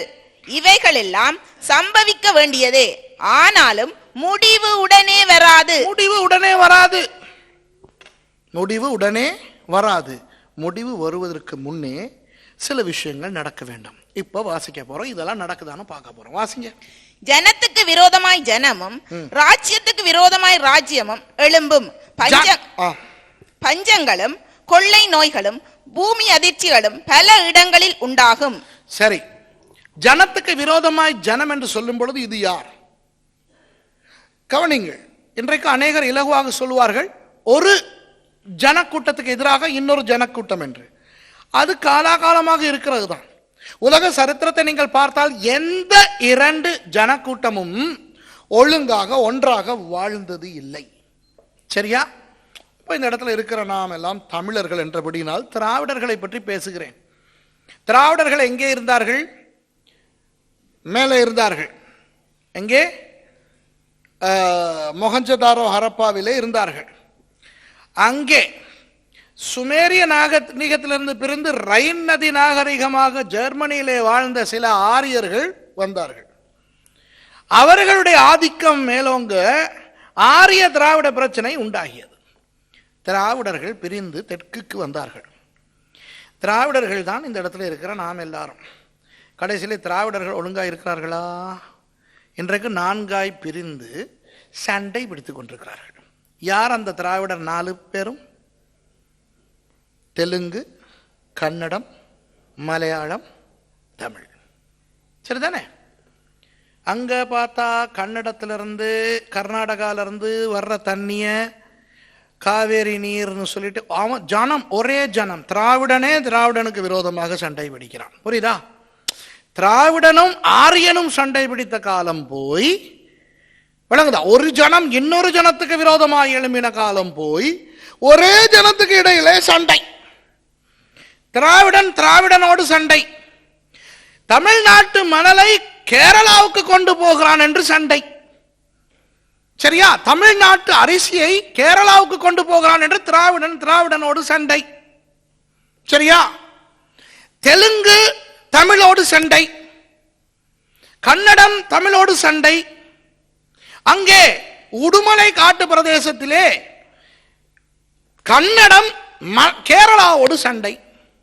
சரியா? நான் சொல்றதெல்லாம் சரியா நடக்குதா இல்லையா?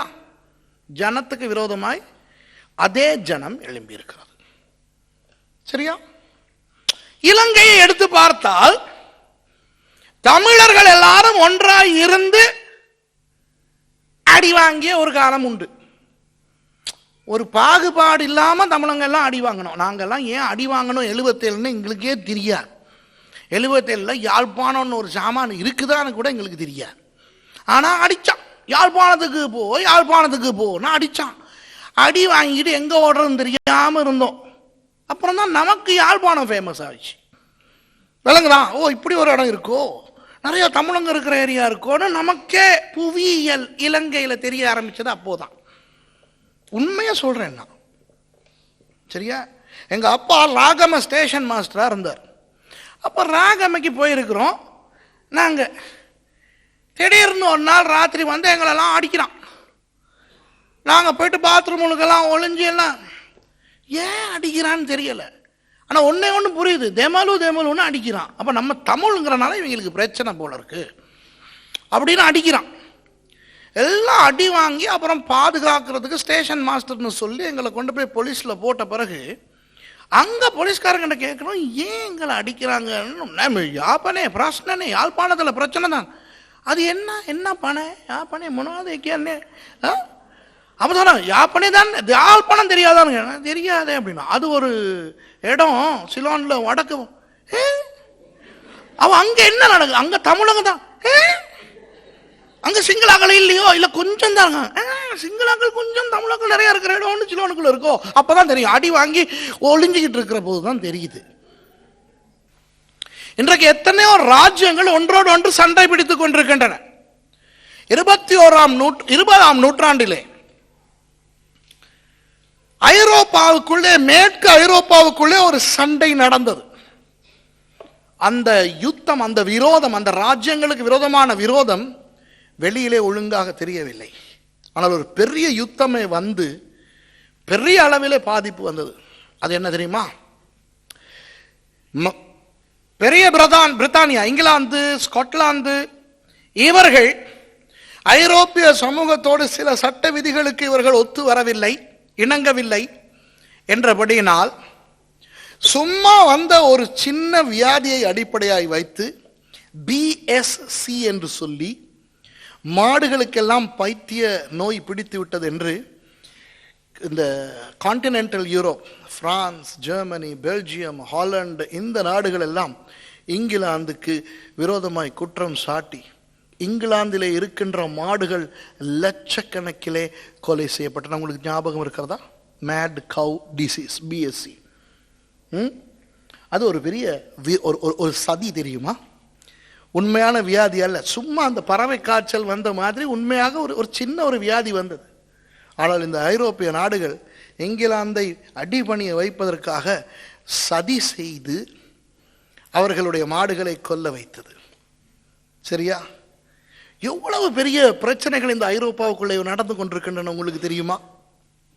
சரியா? ராஜ்யங்களுக்கு விரோதமான ராஜ்யங்கள். உங்களுக்கு தெரியுமா, யூரோ என்கின்ற இந்த நாணயத்தை அறிமுகப்படுத்தியதே அமெரிக்காவுக்கு விரோதமாக என்று. அமெரிக்கன் டாலரை வீழ்த்துவதற்காகத்தான் யூரோ வந்தது. ஆனால் இந்த அமெரிக்காவும் ஐரோப்பாவும் எப்படி இருந்தன தெரியுமா? ஐரோப்பாவிலே யுத்தம் வந்த போது அந்த ஐரோப்பாவிலே நேச நாடுகளுக்கு ஆயுதம் செய்து கொடுத்ததே அமெரிக்கா தான். You give us weapons, we fight என்று வின்சன் சர்ச்சில் சொன்னார். அதனால் அவர்கள் கொடுத்த ஆயுதங்களால் இந்த யுத்தம் நடைபெற்றது. கடைசியிலே ஜப்பான் அமெரிக்காவை தாக்கினபடியினால் இரண்டாம் உலக போருக்குள் கால் வைத்த அமெரிக்கா ஐரோப்பாவுக்கும் வந்து யுத்தம் மேற்கொண்டு ஒன்றாக அடால்ஃப் ஹிட்லரை தோற்கடித்தார்கள். அதற்கு பிறகு யுனைடெட் நேஷன்ஸ் 1948 நிறுவும் பொழுது அமெரிக்கா பக்கபலமாக இருந்தது. அமெரிக்கா ஐரோப்பாவுக்கு பக்கபலமாக இருந்தது.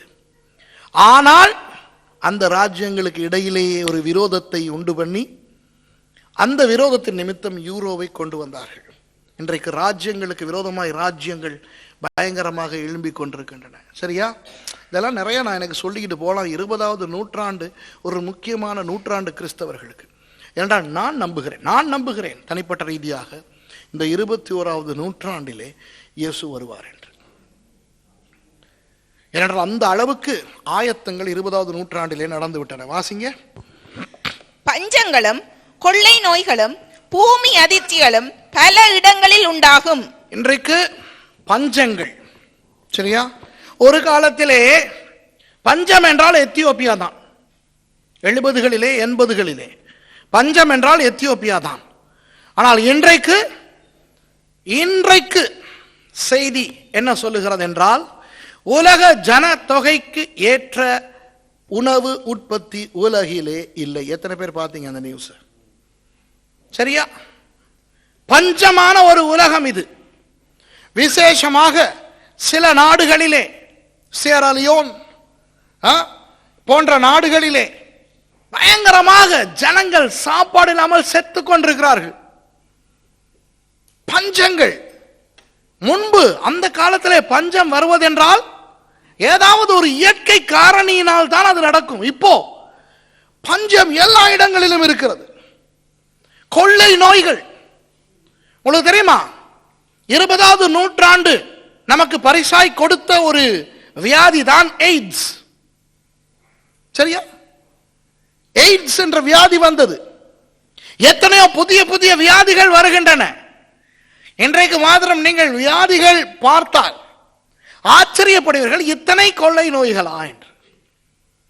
காய்ச்சல் என்றால் ஒரு காலத்திலே காய்ச்சல் தான். அப்புறம் ஒரு 17ஆம் 18ஆம் நூற்றாண்டுகளிலே அந்த காய்ச்சலை ஒரு சில வகையாக பிரித்தார்கள். மலேரியா, டைபாய்டு என்று. இன்றைக்கு காய்ச்சலிலே 670க்கும் அதிகமான வகைகள் இருக்கின்றன. ஓ லாலா தானே? தெரியுமா 670 காய்ச்சல் இருக்குன்ட்டு உங்களுக்கு வந்திருக்கிறது. அதுல 538வதா இல்ல 463வதா? சில பேர் காய்ச்சல் வந்துருச்சுன்னா நல்லா மருந்து குடிப்பாங்க, போகாது. ஏன் தெரியுமா? இப்ப எல்லாம் கொள்ளை நோயெல்லாம் ரொம்ப ஸ்பெசிஃபிக்கா வந்துருச்சு. அதுக்கேற்றதை குடிச்சாதான் அது போவேன்னு நிக்குது. சரியா? இன்சுலின் கண்டுபிடிச்சாங்க. இன்சுலினுக்கு எல்லாமே சுகமாச்சு. இப்ப இன்சுலினுக்கெல்லாம் பாக்டீரியா சாக மாட்டேங்குது. சரியா? அது கணக்கா சொல்லும். எனக்கு எரித்ரோமைசின் கொடுத்தா தான் நான் சாவேன்னு சொல்லும் சிலது. சரியா? எனக்கு அமாக்சிசிலின் கொடுத்தா தான் சாவேன்னு சொல்லும். அமாக்சிசிலினுக்கெல்லாம் நான் சாக மாட்டேன்னு இன்னொன்று நிற்கும். இன்றைக்கு கிருமிகள், கொள்ளை நோய்கள் வித்தியாசமாக வந்திருக்கின்றன. சரியா?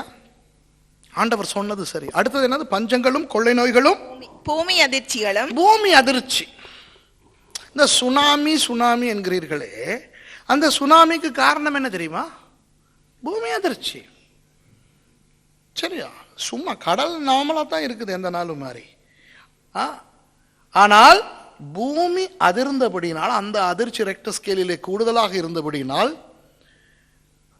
9 விகிதத்தையும் தாண்டி போனபடியினால் அது சுனாமியாய் வந்து இலங்கையிலே மாத்திரம் 40,000 பேரை கொன்றது. சரியா? இன்றைக்கு பூமி அதிர்ச்சிகள் பயங்கரமாக, எதிர்பாராத இடங்களில் எல்லாம் பூமி அதிர்ச்சிகள் வந்து கொண்டிருக்கின்றன. சரியா? ஆண்டவராகிய இயேசு பேசிக்கொண்டிருந்த காலத்திலேயும் பூமி அதிர்ச்சிகள் இருந்தன. ஆனால் சின்ன பூமி அதிர்ச்சிகள். ஆனால் இன்றைக்கு பயங்கரமான பூமி அதிர்ச்சிகள் எதிர்பார்க்காத இடங்களில் எல்லாம் வந்து கொண்டிருக்கிறது. வாசிங்க தொடர்ந்து. இவைகள் எல்லாம் வேதனைகளுக்கு ஆரம்பம். அப்பொழுது உங்களை உபத்திரவங்களுக்கு ஒப்புக் கொடுத்து உங்களை கொலை செய்வார்கள். என் நாமத்தின் நிமித்தம் நீங்கள் சகல ஜனங்களாலும் பகைக்கப்படுவீர்கள். இப்போ இது ஒரு முக்கியமான விஷயம். உபத்திரவம் என்பது இயேசுவின் காலத்திலேயே இருந்தது. சரிதானே? அதாவது இயேசுவினுடைய சீஷர்கள் 11 பேர், யூதாஸ்காரியோத்து இயேசுவை காட்டி கொடுத்து விட்டு நாண்டு கொண்டு செத்தான். ஆனால் மற்ற 11 பேரும் அவர்களோடு சேர்ந்த பவுலும் எல்லாரும் கொலை செய்யப்பட்டார்கள். தெரியுமா உங்களுக்கு? அது எல்லாருமே கொலை செய்யப்பட்டார்கள். எல்லாருமே உபத்திரவப்படுத்தப்பட்டார்கள். கிறிஸ்தவர்கள் உபத்திரவப்படுத்தப்பட்டார்கள். முதல் உபத்திரவப்படுத்தி கொலை செய்யப்பட்டவர் ஸ்தேவான். வேதத்திலேயே இருக்கிறது அவருடைய சம்பவம். அதற்கு பிறகு யாக்கோபை அவர்கள் கொலை செய்தார்கள் என்றும் வேதம் சொல்லுகிறது. இப்படி வேத காலத்திலேயே உபத்திரவம் தொடங்கிவிட்டது. அப்போ இயேசு என்ன சொல்லுகிறார்? உபத்திரவம் வரும் என்று. இயேசு என்ன சொல்லுகிறார் என்றால், சகல ஜனத்தாராலும், அந்த பாயிண்ட கவனிச்சீங்களா? சகல ஜனத்தாராலும் பகைக்கப்படுவீர்கள். இந்த உபத்திரவம் எப்படிப்பட்ட உபத்திரவம்? சகல ஜனத்தாலும் நீங்கள் என்று இயேசு இந்த இடத்துல யாரை சொல்லுகிறார்? சீஷர்களை. நீங்கள் உபத்திரவப்படுவீர்கள். உங்களுக்கு தெரியுமா, இன்றைக்கு உபத்திரவங்களை பற்றி நான் உங்களுக்கு சொல்லுகிறேன். உபத்திரவம் என்பது அடி வாங்குவதும் கொலை செய்யப்படுவதும் மாத்திரமல்ல. கிறிஸ்தவர் அல்லாதவர்கள் கிறிஸ்தவர்களை கொலை செய்து கொண்டிருக்கிறார்கள். சரியா? இன்றைக்கு ஈரானிலே 21 கிறிஸ்தவர்கள் கொலை செய்யப்பட போகிறார்கள். இந்நேரம் இன்றைக்கு அந்த 21 பேரையும் கொலை செய்து விட்டார்களா தெரியாது, நாளைக்கு தான் தெரியும். சரியா?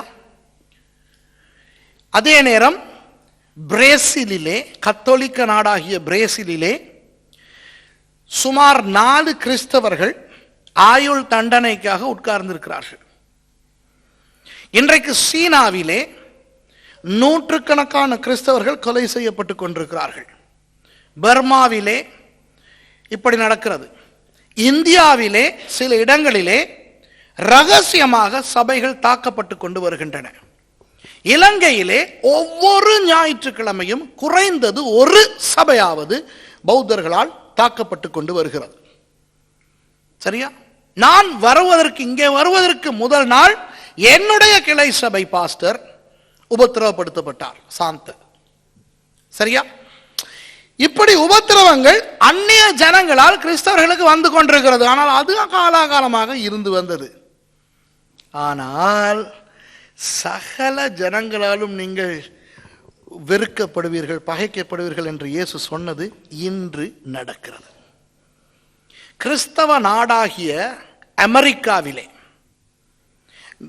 144% ஜனங்கள் சபைக்கு போய் கொண்டிருக்கிறார்கள். இன்னும் இங்கிலாந்து கிறிஸ்தவ நாடு என்று முந்தி சொல்லப்பட்டது. இன்று இங்கிலாந்திலே 101% கிறிஸ்தவர்கள் தான் சபைக்கு போகிறார்கள் ஞாயிற்றுக்கிழமை. தெரியுமா?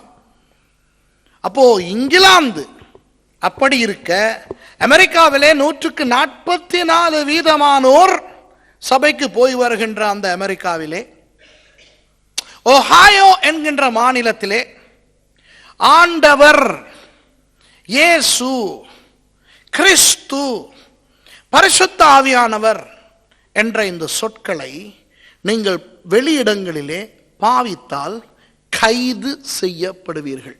தெரியுமா? பென்சில்வேனியாவுக்கும் இந்தியானாவுக்கும் இடையில இருக்குது ஒஹாயோ ஸ்டேட். அந்த ஸ்டேட்டிலே போட்ட சட்டம், you cannot mention God, Jesus, Holy Spirit in the public. கிறிஸ்தவ நாடு, சரியா? கிறிஸ்தவ நாடு. ஆனால் அந்த கிறிஸ்தவ நாட்டிலே இயேசுவை பற்றி பேச முடியாது. அதே ஒஹாயோவிலே 7க்கும் அதிகமான பள்ளி வாசல்கள் கட்டியிருக்கிறார்கள். என்ன சொல்றீங்க இதை பத்தி? சரியா? கிறிஸ்தவ நாடாகிய அமெரிக்காவிலே இப்போ தொலைக்காட்சிகளிலே இயேசு தான் வழி என்று சொன்னால் வழக்கு போடுவார்கள். தெரியுமா? அது பப்ளிக் மீடியால, கிறிஸ்தவ தொலைக்காட்சிகளில் சொல்லலாம். ஆனால் தொலைக்காட்சிகளில், சும்மா தொலைக்காட்சிகளில் இயேசு தான் வழி என்று சொன்னார். ஆனால் அந்த சட்டம் 93ஆம் ஆண்டு ஐரோப்பாவிலே, விசேஷமாக இங்கிலாந்திலே பிரகடனம் செய்யப்பட்டது. இதெல்லாம் எத்தனை பேருக்கு தெரியும்? கையை தூக்கி காட்டுங்க பார்க்கலாம். நேர்மையா எத்தனை பேருக்கு தெரியாது? கையை தூக்கி காட்டுங்க பார்க்கலாம். தேங்க்யூ. இதை ஏன் நான் உங்களுக்கு சொல்றேன்னா, இயேசு சொன்னது நடந்து கொண்டிருக்கிறது இன்று அறியாமல் இருக்கிறோம். உண்மைதானே? இயேசு சொன்னது நடந்து கொண்டிருக்கிறது. சரியா? அமெரிக்காவிலே சென்று ரேடியோவிலே என்னை பேட்டி எடுக்கும் போது அவர்கள் என்னிடத்தில் கேட்பார்கள், அமெரிக்காவுக்கு என்னை ஏன் வெள்ளைக்காரன் கூப்பிடுறான்னு தெரியுமா?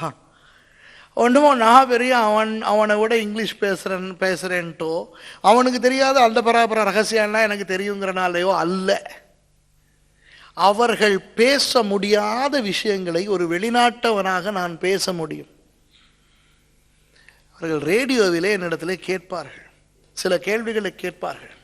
அந்த கேள்விகளுக்கு ஒரு அமெரிக்க பாஸ்டர் பதில் நேர்மையாக சொன்னால் அந்த பாஸ்டர் கைது செய்யப்படுவார். அதனால் என்னிடத்திலே கேட்பார்கள், நான் அதை சொல்லுவேன், நான் ஒரு வெளிநாட்டவன் என்றபடினால் என்னை கைது செய்ய முடியாது. இதனால தான் என்னை கூப்பிடுறான். புரியுதா உங்களுக்கு? அதனால் தான் நானும் அந்த ஊழியத்தை செய்ய போகிறேன். ஏனென்றால் எனக்கு எப்பொழுதுமே விருப்பம் என்ன தெரியுமா? ஆண்டவரே, என்னை நீர் ஒரு இடத்துக்கு கொண்டு போவீரானால், என் மூலம் ஒரு ஊழியத்தை நீர் செய்விப்பீரே ஆனால், அந்த ஊழியத்தை அந்த இடத்திலே அந்த நேரத்திலே வேறு யாராலும் செய்ய முடியாது என்ற நிலை இருந்தால் மாத்திரம் என்னை கொண்டு போகும். அதனால் தான் நான் பாடுவது கிடையாது. நான் டிவியில பாடினால் எனக்கு பாட ஆசை இல்லைன்னு நினைக்கிறீங்க? எனக்கு இங்கே வந்து பாட ஆசை இல்லை. எத்தனையோ பேர் என்ன என் பாட்டை கேட்டவங்க சொல்லுவாங்க, நீங்க ஏன் பாடுறீங்க? இல்லை. ஆனால் அது செய்ய ஆள் இருக்கிறார்கள், இது செய்ய தான் ஆள் இல்லை. ஆகவே எனக்கு விருப்பம். இன்றைக்கு நான் வெள்ளைக்காரர்கள் என்று ஓடிக்கொண்டிருப்பதற்கு காரணம், அங்கே உள்ளவர்களுக்கு இன்று ஊழியத்தை செய்ய முடியாதபடி உபத்திரம் வந்திருக்கிறது. இயேசு சொன்னது நடந்து கொண்டிருக்கிறது. ரொம்ப நன்றி நீங்க கையை தூக்குனதுக்காக. இதுதான் நிஜம். இன்றைக்கு அநேகருக்கு தெரியாது. எப்படியெல்லாம் உபத்திரம் வருகிறது உங்களுக்கு தெரியுமா? இன்றைக்கு கிறிஸ்தவ நாடுகள் என்று பெயர் கொண்ட நாடுகளிலே கிறிஸ்தவ சபைகளை கட்டுவதற்கு அனுமதி வாங்க ததிங்கினத்தம் போட வேண்டும். அதே நேரம் பிற மதஸ்தவர்கள் அவர்களுடைய மதஸ்தலங்களை கட்டுவதற்கு அனுமதியை இலகுவாக வாங்கிக் கொண்டு அவர்கள் செய்து விடுவார்கள். இது இலங்கையிலே, இந்தியாவிலே நடந்தால் பரவாயில்லை. ஆனால் கிறிஸ்தவ நாடுகளிலே இது இன்றைக்கு நடந்து கொண்டிருக்கிறது. அமெரிக்காவிலே நியூ மெக்சிகோ மாநிலத்திலே கேலப் என்ற இடத்திலே ஒரு சபைக்கு நான் பிரசங்கம் பண்ண போயிருக்கிறேன். அந்த சபையிலே இந்த பக்கமும் ஒரு கராஜ், அந்த பக்கம் ஒரு கடை, ஒரு நெருக்கமான ஒரு சூழ்நிலை. ஏன் இதை பெரிதாக நீங்கள் கட்டலாமே என்று சொன்ன பொழுது அந்த பாஸ்டர் சொன்னார், கொஞ்சம் வாங்கலை அப்படின்னு வெளியே கூட்டிட்டு போயிட்டு முன்னால காட்டினார், இந்த பில்டிங் தெரியுதாங்க. பார்த்தேன். அப்புறம் தான் மேலே பார்த்தேன், ஒரு பிறையும் ஒரு நட்சத்திரமும் இருந்தது. பள்ளியான்னு கேட்டேன். பள்ளிவாசல். ஆமா, இப்ப என்ன பிரச்சனை? இந்த இடத்திலே பள்ளிவாசல் இருக்கிறபடினால் எங்களுடைய சபையை கட்டுவதற்கு அரசாங்கம் அனுமதி தர மாட்டேன் என்கிறது. அவர்கள் துக்கப்படுவார்கள் என்று நான் டக்குன்னு கேட்டேன் அந்த pastor, excuse me, am I in America or Saudi அரேபியான்னு கேட்டேன். நான் அமெரிக்காவில் இருக்கிறேன்னா சவுதி அரேபியாவில் இருக்கிறேன். நான் ரெண்டாவது கேள்வி கேட்டேன், பள்ளிவாசல் எப்போ வந்துச்சு, நீங்கள் எப்போ வந்தீங்க, யார் முன்னால் வந்தான்னு இவர் சொல்கிறார். நாங்கள் இந்த இடத்துல சர்ச் ஆரம்பித்து 10 வருஷத்துக்கு பிறகு தான் பள்ளிவாசல் வந்தது. ஓ, அப்போ முதலிலே வந்தவர்கள் நீங்கள். இது கிறிஸ்தவ தேசம். உங்களுக்கு 10 வருஷங்களுக்கு பிறகு வந்தவன் பள்ளிவாசல் கட்டிவிட்டான் என்று உங்களுக்கு இருக்கின்ற இந்த இடத்தை பெரிதாக கட்டுவதற்கு அரசாங்கம் அனுமதி தரமாட்டேன் என்கிறது. இது என்னடா அரசியல் என்று கேட்டான் சொன்னார். அப்போ நான் கேட்டேன், உங்களுடைய அரசியல் கமிட்டியில் எல்லாம் நிறைய முஸ்லீம்ஸ் இருக்கிறாங்களோ? ஒரு முஸ்லீம் கூட கிடையாது. இதுதான் உபத்திரம். புரியுதா? இதுதான் நீங்கள் வாசிக்கிற வார்த்தை. இதைத்தான் இயேசு சொன்னார். இது முன்பு நடைபெறவில்லை, இப்போ நடைபெறுகிறது. இன்றைக்கு கிறிஸ்தவர்கள் சபை வாங்குவது, காணி வாங்குவது, சபை கட்டுவது கிறிஸ்தவ நாடுகளிலே ரொம்ப கஷ்டமா இருக்கிறது. ஒருவேளை நீங்கள் ஒரு காணி வாங்கி உங்களுக்கு ஒரு சபை கட்ட முடியும் என்றால் அதற்கு அனுமதி கிடைக்கும். எப்படி தெரியுமா? நீங்கள் வெளிநாட்டவர்கள் என்றபடினால். நீங்கள் வெள்ளை நிறத்தவர்கள் அல்ல. அதனால் anti discrimination law of the United Nations, சரியா, ஐக்கிய நாடுகள் அந்த பிற இனத்தவர்களை ஆன்டி டிஸ்கிரிமினேஷன், அவர்களை குறைவுபடுத்தக்கூடாது, அவர்களை ஒதுக்கக்கூடாது என்ற ஒரு சட்டத்தை இயற்றி இருக்கிறது. நான் நினைக்கிறேன் 1986 அந்த ஆன்டி டிஸ்கிரிமினேஷன் லா வந்தது என்று. அந்த சட்டத்தின்படி நீங்கள் வெள்ளையர்கள் அல்ல, வெளிநாட்டிலே இருந்து இங்கு குடிபெயர்ந்தவர்கள் என்ற காரணத்தினால் உங்கள் மதஸ்தலமாக ஒரு கிறிஸ்தவ சபை கட்டுவதற்கு அனுமதி கிடைக்கலாம். ஓகே. ஆனால் இந்த பிரான்சிலே வாழுகின்ற பிரெஞ்சு கிறிஸ்தவர்கள், இங்கிலாந்திலே வாழுகின்ற ஆங்கில கிறிஸ்தவர்கள், அமெரிக்காவிலே வாழுகின்ற அமெரிக்க கிறிஸ்தவர்கள், அவர்களுக்கு ஒரு நிலம் சபையின் பெயரில் வாங்கி சபையை அவர்கள் அனுமதியோடு கட்டுவதை விட வேறு மதத்தவர்கள் அவர்களுடைய ஸ்தலங்களை கட்டுவது இலகு என்று சொல்ல வருகிறேன். புரியுதா? இது உபத்திரவமா இல்லையா? உங்கள் பக்கத்து நாடு இங்கிலாண்டில் ஓப்பன் ஏர் மீட்டிங் வைக்க தடை. அது தெரியுமா உங்களுக்கு?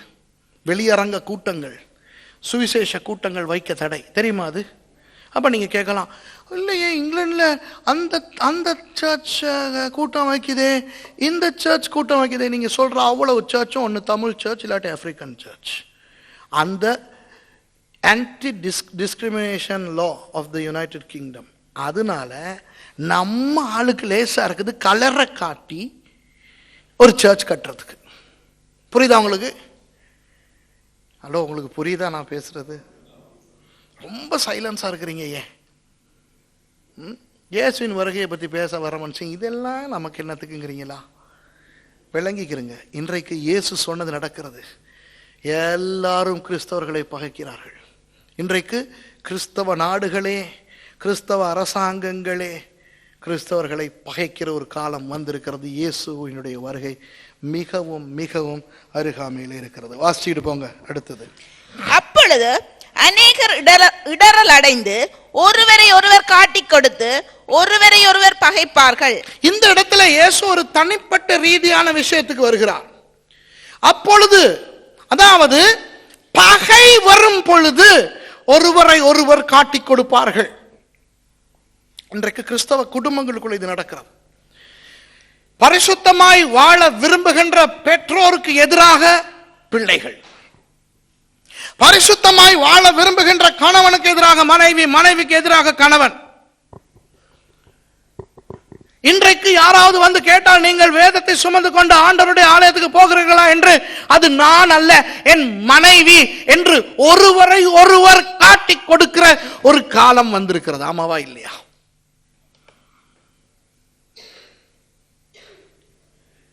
சில நண்பர்கள் துக்கப்படுவார்கள் என்பதற்காக பெற்றாரை காட்டிக் கொடுத்து, பெற்றார் தான் சபை சபை என்று ஓடுகிறார்கள், நாங்கள் அப்படி அல்ல என்று சொல்லுகின்ற கிறிஸ்தவ பிள்ளைகள் இருக்கிற ஒரு காலமாக இந்த காலம் வந்திருக்கிறது.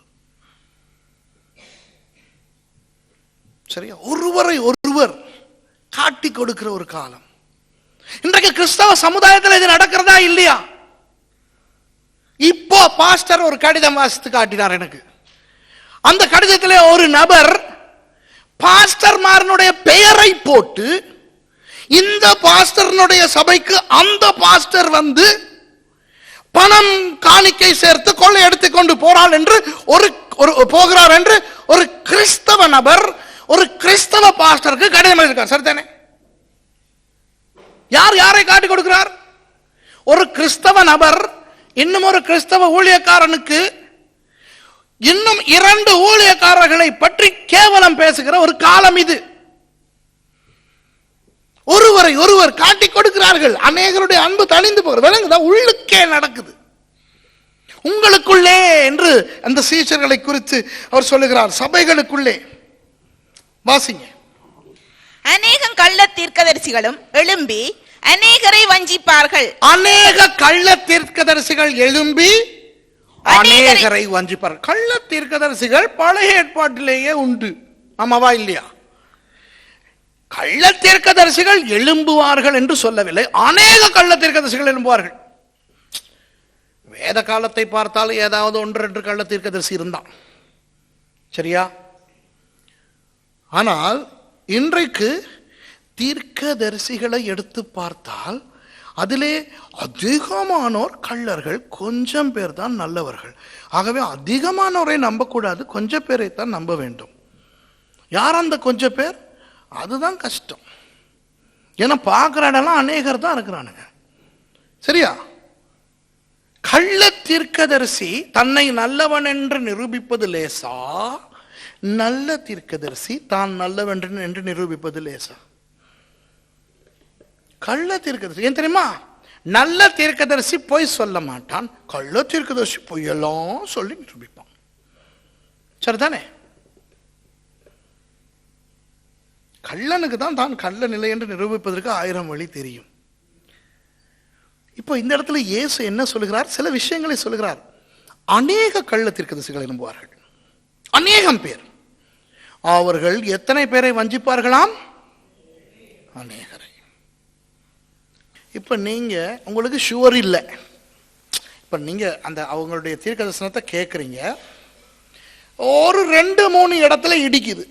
சரியா? 2-3 இடத்துல லைட்டா இடிக்குது. இப்போ உங்களுக்கு ஷுவர் இல்லை, இது நல்லதா கெட்டதான. உடனே நீங்க என்ன செய்வீங்க? ஜெர்மனியில் இருக்கிற உங்களுக்கு தெரிஞ்ச கிறிஸ்டியனுக்கு ஃபோன் பண்ணி கேட்குறீங்க, சிஸ்டர், பிரதர், இந்த இப்படி எக்ஸுங்கிற ஒரு ஆளை பற்றி கேள்விப்பட்டிருக்கீங்களா? உடனே உங்களுக்கு என்ன தெரியுமா சொல்லுவாங்க? ஓ என்ன சூப்பர் தீர்க்கதரிசி, ஐயோ இங்க வந்துட்டு போனார் போன மாசம், வந்துட்டு என்ன நடந்தது? ஐயோ வந்து தீர்க்க தரிசனமா, சும்மா அப்படி வெட்டி மாதிரி தீர்க்க தரிசனம். ஓகே, நன்றி. நீங்க நினைக்கிறீங்களா அவர் கள்ள தீர்க்கம்? அந்த மனுஷனை கள்ள தீர்க்க தரிசனம் சொன்னா அந்த ஆட வாயில புல்லு வைக்கும். Right, thank you. இன்னும் ஷுவர்ல ஏன் தெரியுமா? 3 விஷயம் இடிக்குது. பைபிளுக்கு பொருந்தாத 3 விஷயம் அந்த ஆள் சொல்லிட்டது தெரியுது. ஜெர்மனி ஓகே, சரி இந்தியாவுக்கு அடிச்சு பார்ப்போம். இந்தியாவுக்கு அடிச்சோன்னா அங்க உள்ளவங்க சொல்றாங்க, ஐயோ உங்களுக்கு தெரியாது, டிசம்பர் 7 நாள் கூட்டம் மெரினா பீச்சில் வச்சாரு, தீர்க்க தரிசனமா தீர்க்க தரிசனம். எரேமியா கூட அப்படி சொன்னதில்லை. உண்மைதானே? எரேமியா என்னைக்குமே இருந்து இந்த பக்கத்திலே வலது பக்கத்திலே கால் வலியோடு ஒருவர் இருக்கிறார்னு எரேமியா சொன்னதாக பைபிள்ல இல்லை. சரியா? சோ இந்தியால இருந்தும் சொல்லிட்டாங்கடாப்பா. இப்ப கனடாவுக்கு அடிக்கிறாங்க. சரி, இப்ப பர்சனலா எல்லார்கிட்டையும் கேட்டு பார்த்தாச்சு. இப்ப என்ன தெரியுமா? மேகசின் அனுப்புற ஊழியக்காரர்கிட்ட எழுதி கேட்கிறாங்க, அன்புள்ள ஐயா அவர்களுக்கு உங்கள் ஊழியத்தை நான் ஜெபத்திலே தாங்குகிறேன், இதோடு ஒரு 100 யூரோ அனுப்புகிறேன். ஒரு சின்ன கேள்வி, இந்த எக்ஸ் என்ற அந்த தீர்க்கதரிசியை பற்றிய தங்கள் கருத்து என்ன? உடனே பதில் வருது, அன்பான சகோதரனே, உங்களுக்காக நானும் என் மனைவியும் முழங்காலிலே இருந்து 4 மணி நேரம் ஜெபித்து விட்டு உங்களுக்கு கொடுக்கிற பதிலாவது, அந்த தீர்க்கதரிசி நல்ல தீர்க்கதரிசி. சரியா? என்ன கிடைக்குது உங்களுக்கு தெரியுமா? ஆதாரங்கள். அநேகர் சொல்லுகிறார்கள் அந்த தீர்க்கதரிசி நல்ல தீர்க்கதரிசி என்று.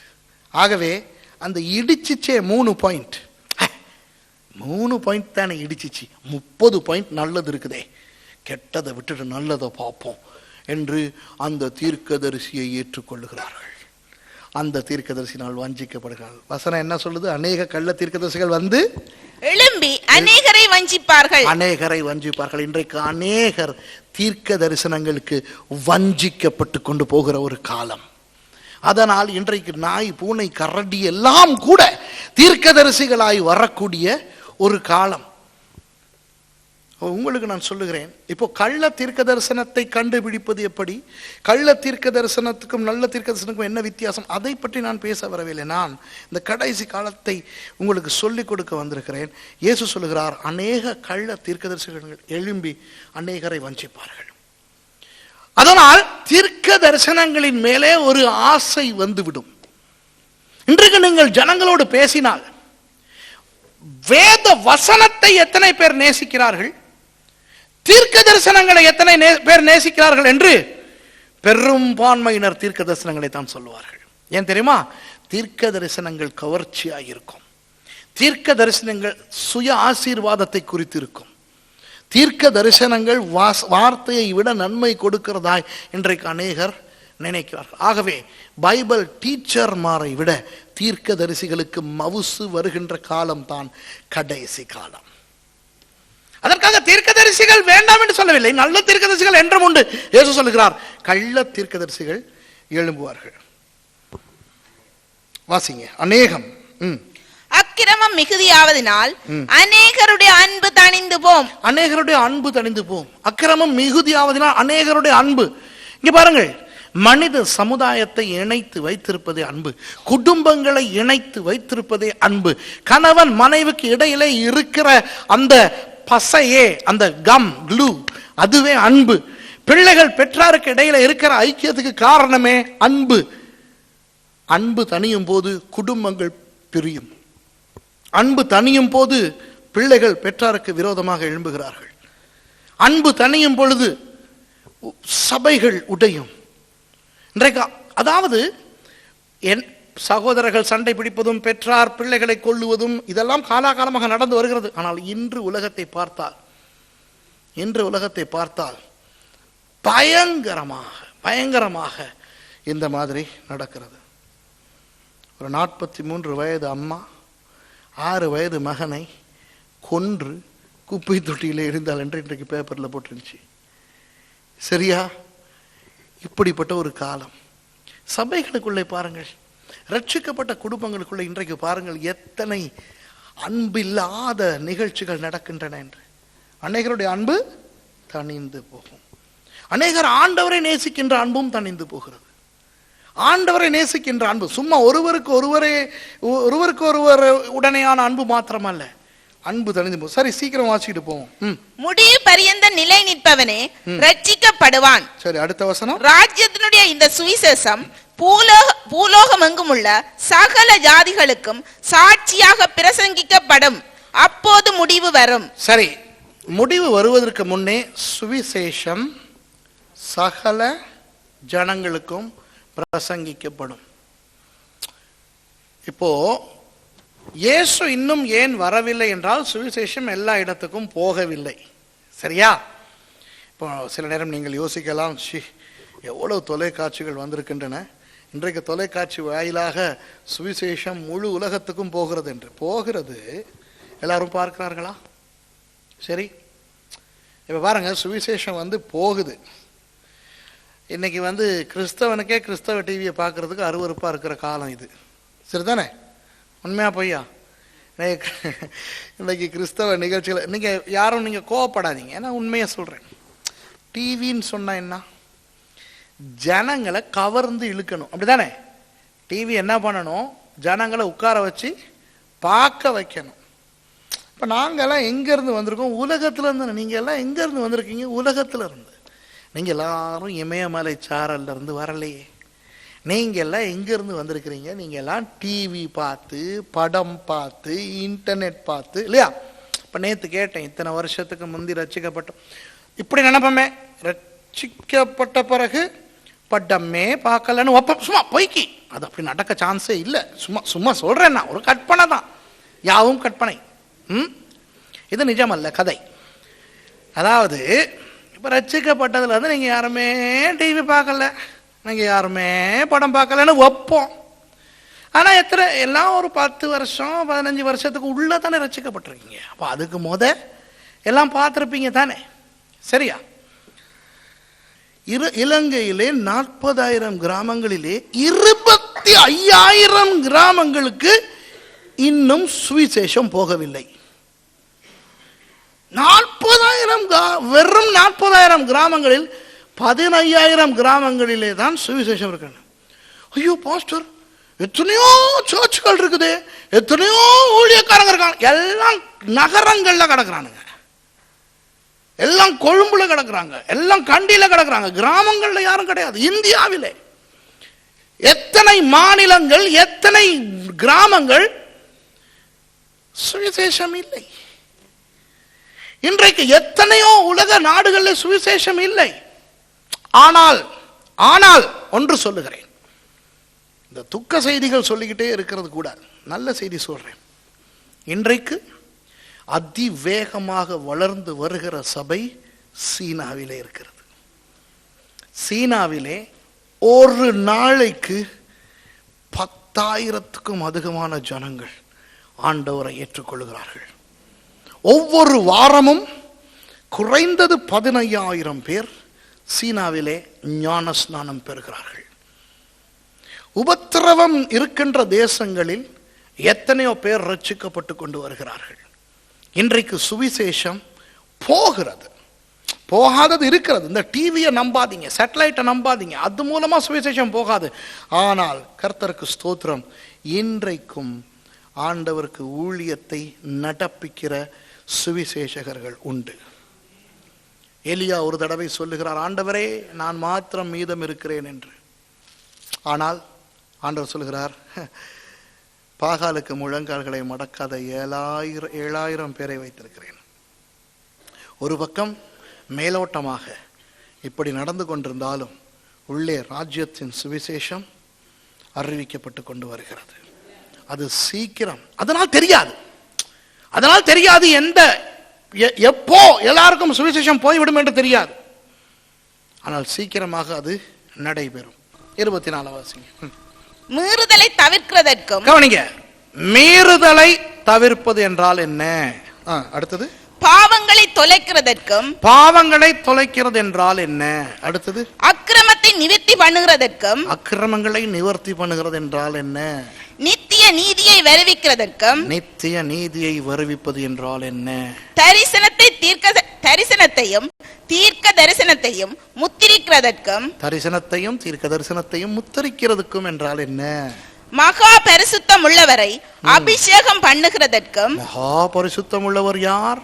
பிதாவா, குமாரனா, பரிசுத்தாவியானவரா? அவரை பரிசுத்தம் பண்ணுவது என்றால் என்ன? வாசிங்க. உன் ஜனத்தின் மேலும், உன் ஜனம் என்று இந்த இடத்துல சொல்லப்படுவது தானியேலுடைய ஜனமாகிய யூத ஜனங்கள். உன் பரிசுத்த நகரத்தின் மேலும், உன் பரிசுத்த நகரம் என்று சொல்லுவது எருசலேம் 70 வாரங்கள் செல்லும்படி 70 வாரங்கள் குறிக்கப்பட்டிருக்கிறது. அந்த 70 வாரங்கள் என்றால் என்ன? இப்போதும் நீ அறிந்து உணர்ந்து கொள்ள வேண்டியது என்னவென்றால், எருசலேமை திரும்ப எடுப்பித்து கட்டுவதற்கான கட்டளை வெளிப்படுவது முதல், எருசலேமை திரும்பி கட்டுவதற்கான கட்டளை சரித்திரத்திலே எப்பொழுது யாரால் யாருக்கு வழங்கப்பட்டது? பிரபுவாகிய மேசியா வருமட்டும் 7 வாரமும் 62 வாரமும் 62 69 வாரங்கள். அந்த 69 வாரங்கள் என்றால் 483 நாட்கள். அந்த 483 நாட்கள் என்றால் என்ன? அவைகளில் வீதிகளும் அலங்கங்களும் மறுபடியும் கட்டப்படும். ஆனாலும் இடுக்கமான காலங்களில் இப்படியாகும். அந்த 62 வாரங்களுக்கு பின்பு மேசியா சங்கரிக்கப்படுவார். ஆனாலும் தமக்காக அல்ல, நகரத்தையும் பரிசுத்த ஸ்தலத்தையும் வரப்போகிற பிரபுவின் ஜனங்கள் அழித்து போடுவார்கள். வரப்போகிற பிரபு யார்? அதன் முடிவு ஜலப்பிரவாகம் போல இருக்கும். முடிவு பரியந்தம் யுத்தமும் நாசமும் உண்டாக. எதன் முடிவு? நியமிக்கப்பட்டது. 27வது வசனம். அவர் ஒரு வாரமளவும் அநேகருக்கு உடன்படிக்கை உறுதிப்படுத்தி, இந்த ஒரு வாரம் அந்த 483 நாட்கள் தவிர்ந்த இன்னும் 7 நாட்கள், ஆகவே மொத்தம் 490 நாட்கள். அந்த வாரம் பாதி சென்ற போது பலியையும் காணிக்கையும் ஒளிய பண்ணுவார். அதாவது 3.5 நாட்களில் அது என்ன பலி, அது என்ன காணிக்கை? அருவருப்பான செட்டைகளோட பாழாக்குகிறவன் வந்து இறங்குவான். நிர்ணயிக்கப்பட்டிருக்கிற நிர்மூலம் பாழாக்குகிறவன் மேல் தீரு மட்டும் சொரியும் என்றான்.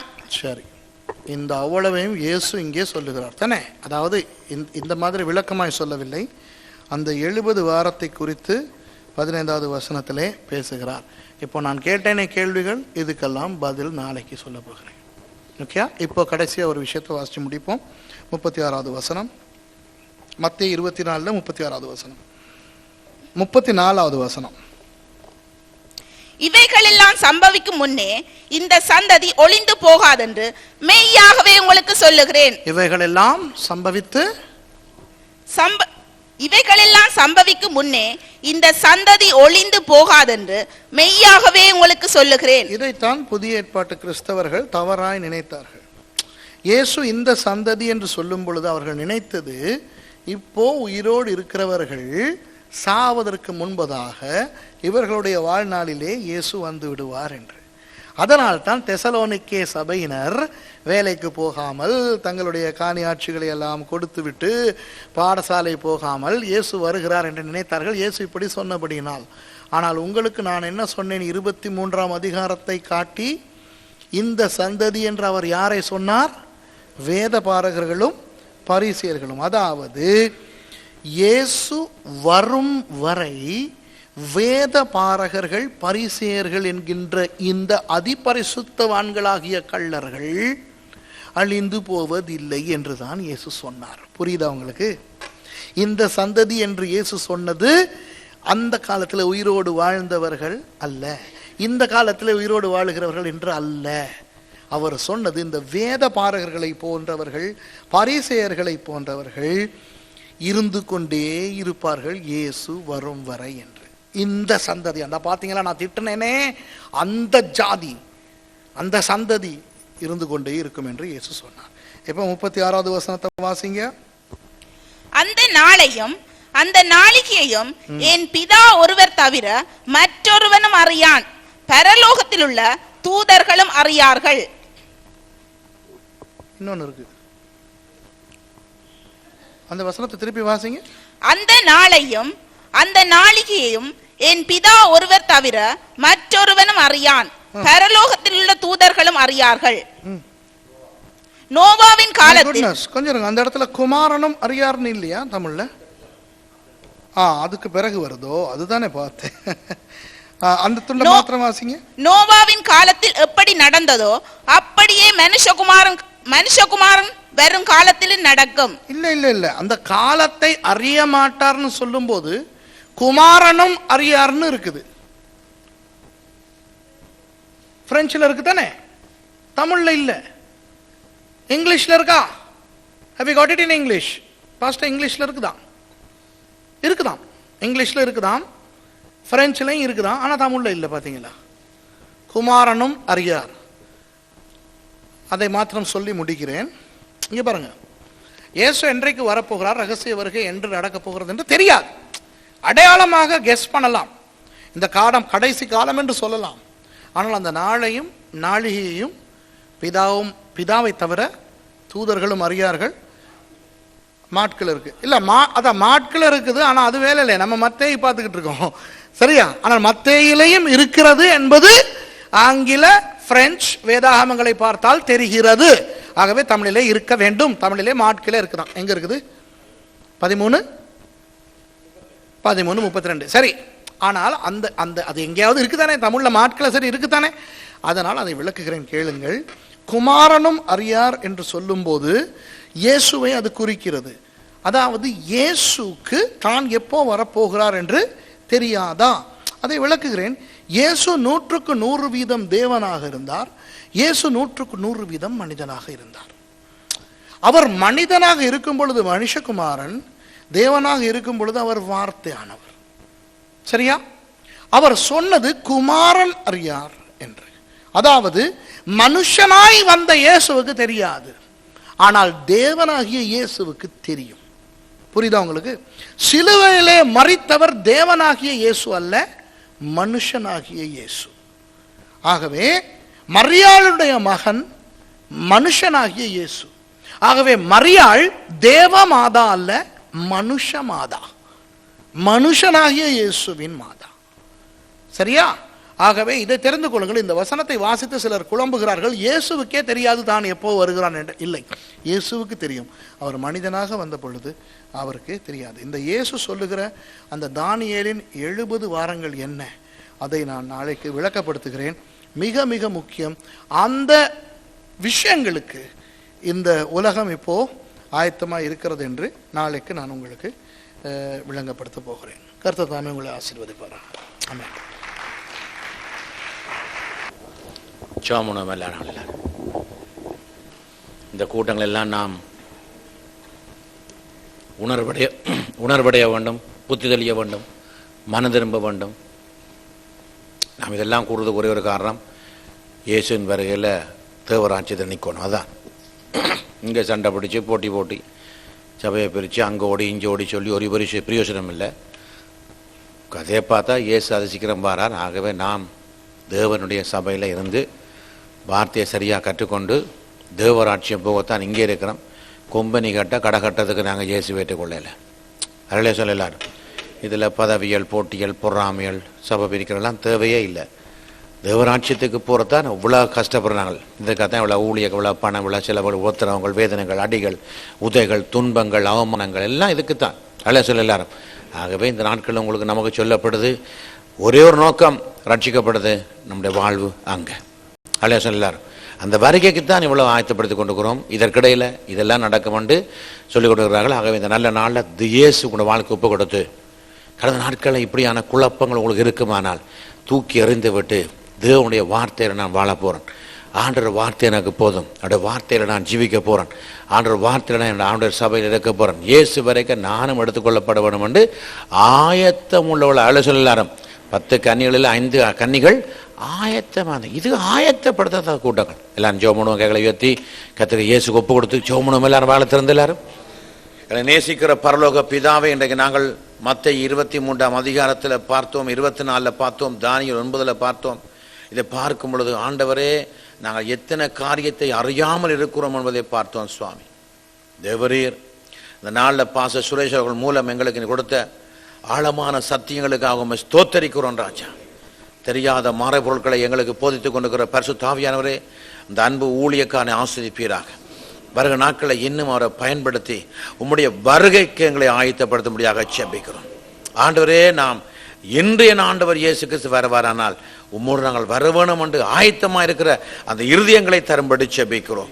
ஆண்டவரே, நம்முடைய இன்றைக்கு நமக்கு ஒரு மரணம் வருமானாலும் ஆனாலும் உம்முடைய சமுதிரம் நாங்கள் நிற்போம் என்ற ஒரு வாழ்க்கை நாங்கள் வாழ நாங்கள் ஜெபிக்கிறோம். சுவாமி கர்த்தாவே, எங்களை முற்றுமுழுதாக ஒப்புக்கொடும். இந்த வார்த்தையை கேட்ட ஒவ்வொரு மக்களையும் ஆஸ்வதியும், குடும்பங்களை ஆஸ்வதியும், ஊழியக்கால் ஆஸ்வதியுமான கர்த்தாவே, வருகிற இன்னும் 3 நாட்களுக்கு இந்த பாடங்களை வித்தியாசமாக உம்முடைய ஊழியக்காரன் போதிக்க இருக்கிறார். இன்னும் அநேகர் வந்து உம்முடைய ரகசியங்களை அறிந்து கொள்ளவும் கற்றுக்கொள்ளவும் நாங்கள் ஜெபிக்கிறேன். வந்த மக்களையும் ஆஸ்வதியும், எங்களையும் ஆஸ்வதியும், பாஸ்டர் சுரேஷையும் சிஸ்டர் மெஸ்ஸியையும் மகளை நாங்கள் மனதார ஆசிரிக்கிறோம். இந்த குடும்பத்தை பாதுகாத்துக் கொள்ளும், தைரியப்படுத்தும், காத்துக்கொள்ளும், வழிநடத்தும் ஆஸ்வதியும். ஆண்டவருடைய சபையை நாங்கள் ஆஸ்வதிக்கிறோம், வேதாக பாடத்தில் ஆஸ்வதிக்கிறோம், அவருடைய வாழ்க்கை நாங்கள் ஆஸ்வதிக்கிறோம். விசேஷமாக பாஸ்டர் சுரேஷை நாங்கள் மனதார ஆஸ்வதிக்கிறோம். சுவாமி உமக்கே கனம், துதி, மகிமை சகலமும் செலுத்தி கர்த்தராகிய இயேசு கிறிஸ்துவின் நாமத்தில் ஜெபிக்கிறோம் எங்களுக்கு ஜீவனை கொடுத்த நல்ல பிதாவே, ஆமென். ஹல்லேலூயா சொல்ல எல்லாரும், ஹல்லேலூயா சொல்ல எல்லாரும். நம்முடைய கர்த்தருக்கு நன்றி சொல்லுவோம். கைகளை தட்டலாம். glory to God, glory to God.